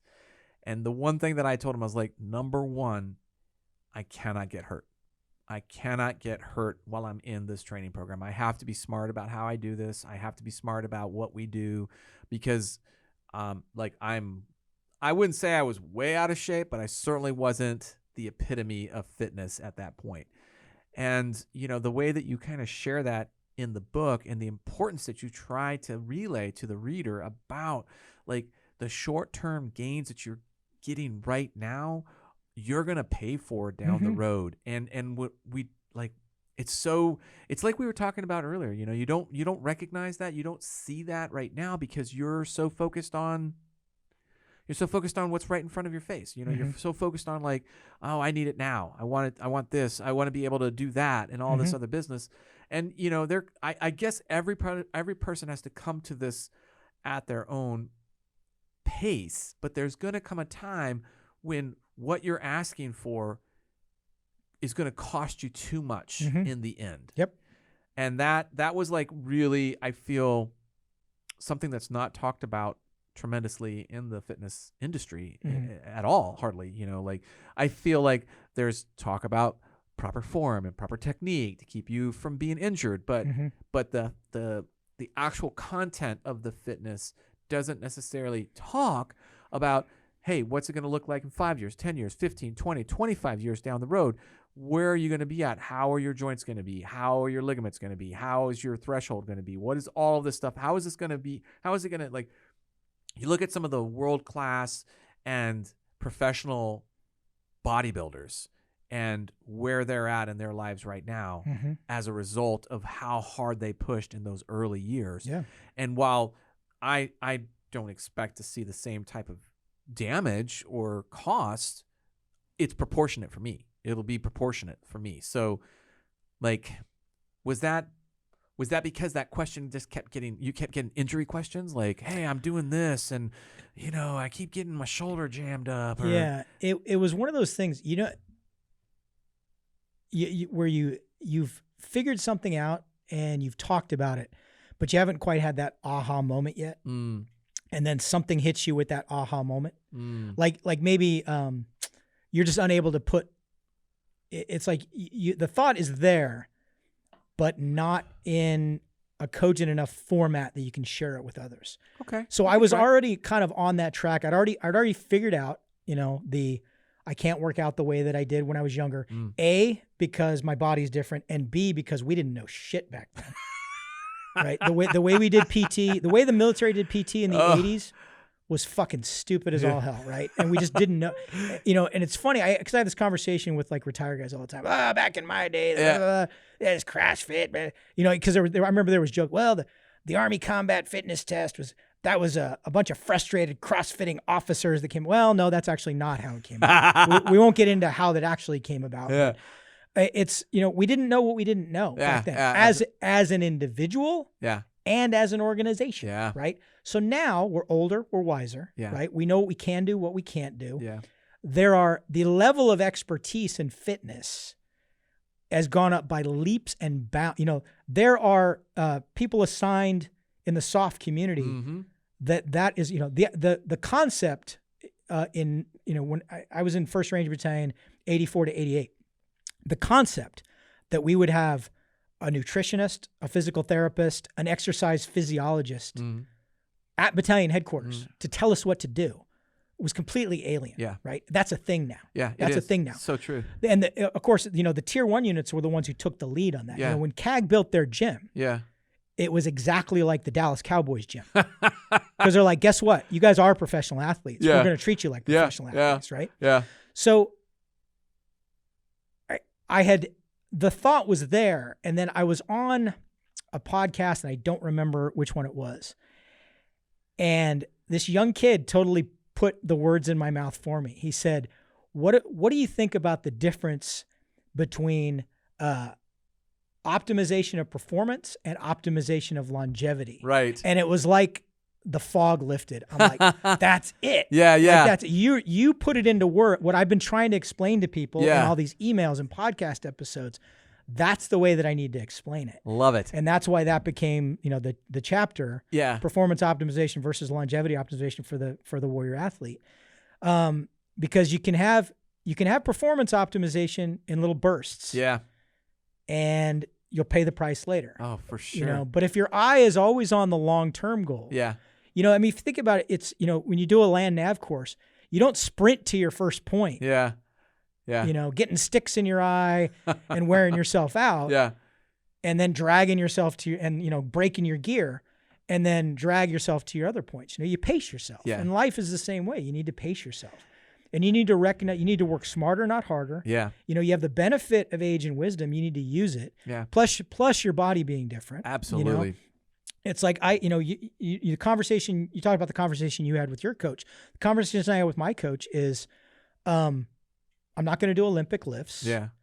I'm not going to kip, right? There's certain things that I probably am going to learn how to kip because you can't really do a Murph unless you kip. Yeah. And I want to do a Murph this year. Oh, so, good for you. Yeah. So I'm going to have to bite the bullet and learn to kip and see if I can do it without injuring myself. Right? Yeah. But, a lot of things that, we avoid in my routine because I don't need them. And I've eliminated, like you, I've eliminated a lot of running out of it. Yeah.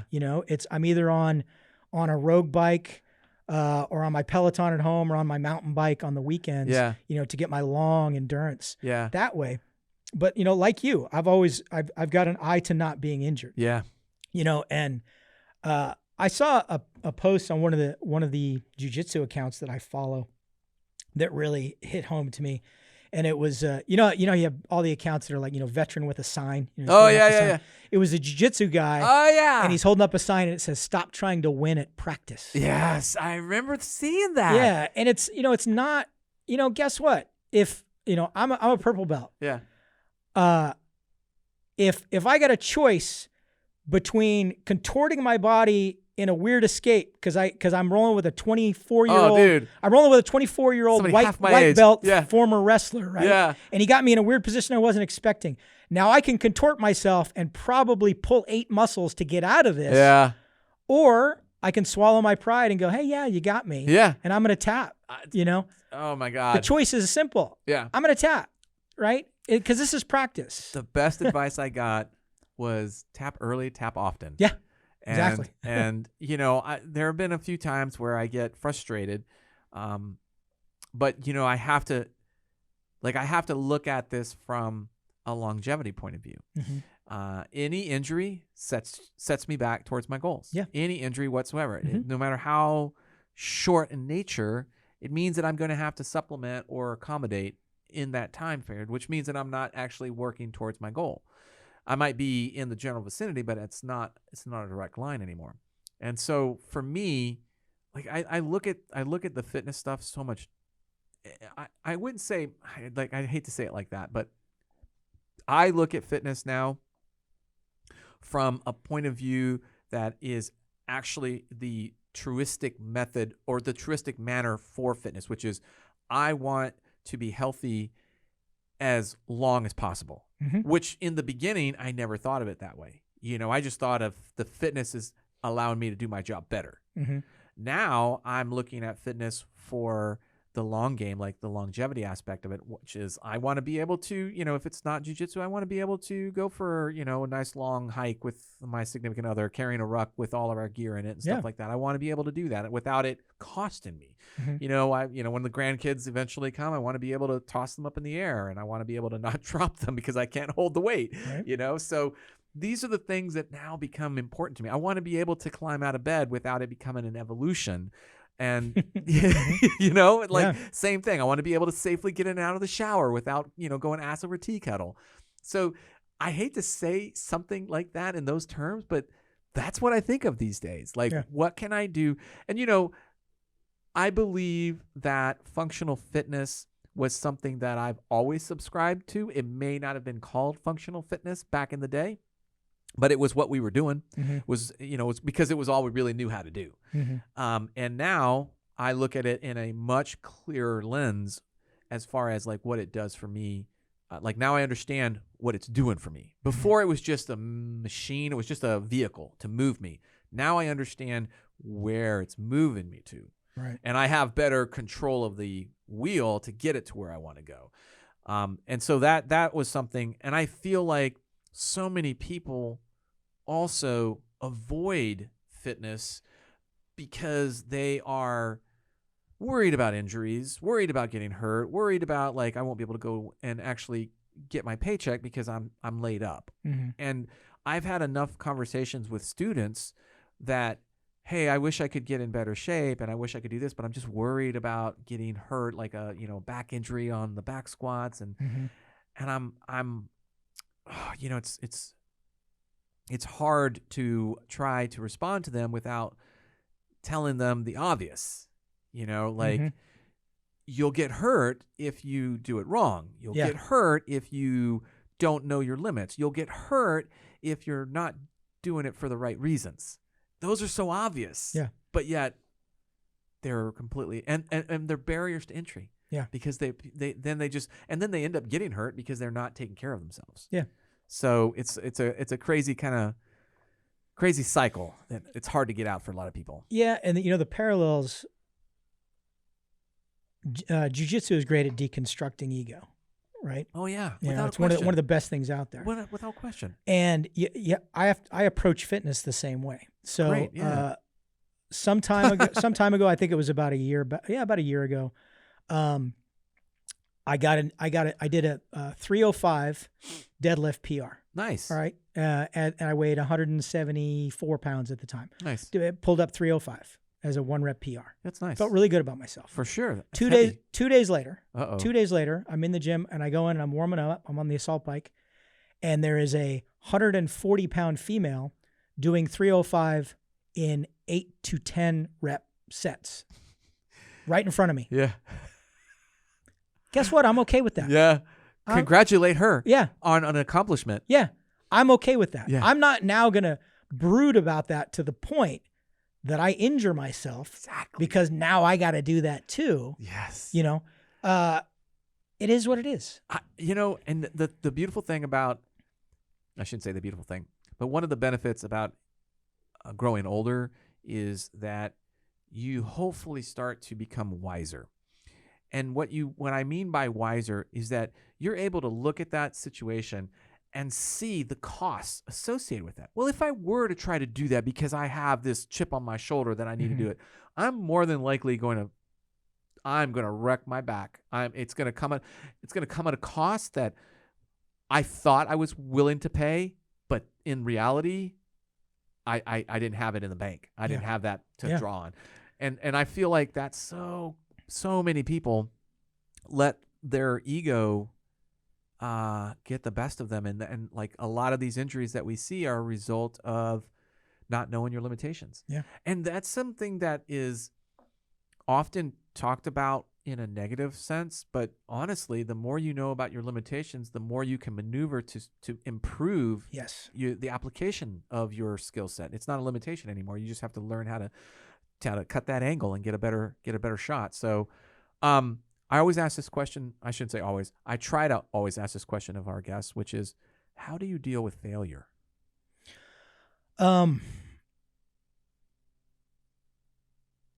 You have to take failure within the context there's is it abysmal failure because this is something that I trained for and planned for and had my eye on for years, and then I got there and I just did I fail because of a mistake? Yeah.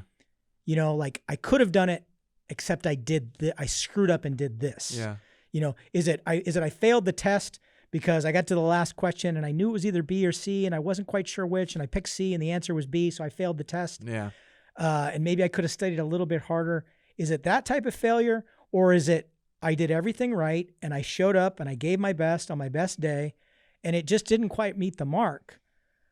In my mind, you don't have anything to be ashamed of for that, right? Nice. Because you brought your A game. Yep. And just for whatever reason, somebody told me this years ago, and it's always stuck with me. If you always achieve your goals are too fucking low. If you're the smartest guy in the room, you need to get in a better room. Get smarter friends. Yeah. If you never achieve your goals are too high. Yeah. Right? So you should have, if you've never experienced failure, you're a fucking sandbagger. Yeah. Okay? Yeah. You're a fucking sandbagger. Yeah. So you're going to fail at things. And when you do, you fail epically then. Yeah. And then if hopefully you'll get a chance, you'll get a do-over. Yeah. Not everything in life has a do-over. So true. But hopefully it's a do-over. And if it's not a do-over, hopefully it's something that you can live with. And guess what? If you try and fail. So just recently, I'm the SWAT physician for Central Texas Regional SWAT. A couple weekends ago, we had selection for new candidates, right? And we had one person who voluntarily withdrew, although I was probably going to medically drop him in the next 20 minutes anyway, so it's a good thing that he did. Everybody came out, they gave their all for the course of that selection. And when it was all done, we told them, we said, hey, we're not gonna tell you the results right now. You just go home, get cleaned up, do your thing. But know this, only this many people even stepped up to try out. Yeah. So you're already, don't let anybody, when you go back to your department, don't think that anybody can talk shit to you. Yeah. Because, guess what? You try. It's like if somebody fails out of Special Forces Assessment Selection and they go back to their unit and there's some fat fuck in the corner who's never been to SFAS making fun of them because they tried. Yeah. It's like, hey, at least I fucking tried. Yeah. At least I tried. So, again, you're not, if you're making all your shots, then your goals are too low. Yeah. And, I really like the way that you put that, which I feel is like sometimes we sometimes we forget. If you prepared and if you put in honest work at that time and you did your very best and you held nothing back, you're absolutely right. There's nothing for you to be ashamed of. The lesson that you walk away with was that your preparation and your execution may not have been in alignment with the goal. Yeah. And that's the takeaway. But if you can't walk up and say that you gave your all, then you have no idea what's wrong with your programming. Right. Was it my preparation? Was it my execution? What went wrong? You have no idea. So I love how you put that, because that to me is something that we forget. Like sometimes we're going to prepare the very best we can. We're going to give everything we have, hold nothing back, and we're still going to come up short. I mean, that's life. It's going to happen. It is. And failing to accept that means that you're going to set yourself for, or it's like you said, you're not putting yourself in those tougher situations. You're taking the easy road. Yep. Right? So it's a fantastic philosophy to think about, that if you prep and you execute and it still didn't meet muster, that's fine. You should be happy with the effort, because like you said, some people didn't even bother to get out of bed to show up for that. Yeah. And you did. So that's huge. Start wrapping things up here with the final question, if you will. What's the biggest takeaway that you want for our listeners from today? The biggest takeaway, this is something I emphasize all the time. Excellent. Is do not confuse average with normal. Ooh, I like it. Let's get deep on this. So we've been sold a false bill of goods in society today. Okay. We've been sold the bill of goods that average and normal are the same thing. Okay. Right? Because average means being overweight, probably not being able to protect yourself. Yeah. Being on 2 or 3 different medications for chronic issues, blood pressure, cholesterol. Yep. We're watching borderline diabetes. We're watching that, right? We've been told that these are all normal. Oh, these are normal, especially when it comes to aging, right? These are normal things that go with aging. No. They're not normal. Yeah. They're average. Okay. So everybody's conflating that because, they're saying, well, that's what I see all around me. Yes. Yeah. So that must be the norm. Yes. No. That's the average. I love hearing that. So you don't need to settle for what's average. Yes. Because that doesn't have to be normal. It doesn't have to be your normal. I love right? that. So, God, I love that. I'm on one medication. Yeah. I'm on testosterone replacement. Okay. We could do a whole show talking about that, right? We should. But I'm not on blood pressure. My blood pressure, my resting heart rate is 51. Wow. Okay. My blood pressure is I think it was 112/68 when I had it taken at the dentist the other day. I'm not on cholesterol meds. I'm not on blood pressure meds. My blood sugar is fine. My hemoglobin A1C is fine. Right. I've had 1 surgery in my entire life. My EKG looks great, right? I haven't had ultrasounds done on my carotids, but I'm sure they probably look fine. That's not average. Yeah. Okay. I'm 56 years old. The average guy like me, even the average, you line up 156-year-olds who did a career in SOF. Yeah. Most of them are going to be, now granted, I weigh 15-ish pounds more than I did when I was on a team, right? But a lot of guys are even more than that, right? Absolutely. So, if you look at the average BMI of those guys, what medications they're on, what surgeries they have had or are getting ready to have, right? The things their doctor is telling them to worry about, the activity that they're doing on a day-to-day basis, right? The orthopedic surgeon that replaced my hip, he said he has nightmares about me. Like he said, you're one of the youngest guys I've ever done a hip on, number one. And he goes, number two, and he goes, so when I told him, I said, I want a hip I can box jump and do jujitsu. Yeah. And I can still deadlift and squat. Yeah. And climb a rope. Yeah. And run. Yeah. In full kit. Yeah. Right. All this other shit. And he's like, I don't think any of them are rated for that. And I said, well, do the best you can. Yeah. Right. Wow. I don't think they're rated for that. Yeah. So I don't do what the average person that's had a total hip replacement. Yeah. My activity level is way above that. An order of magnitude. Yeah. 2 standards of deviation away from what they're doing.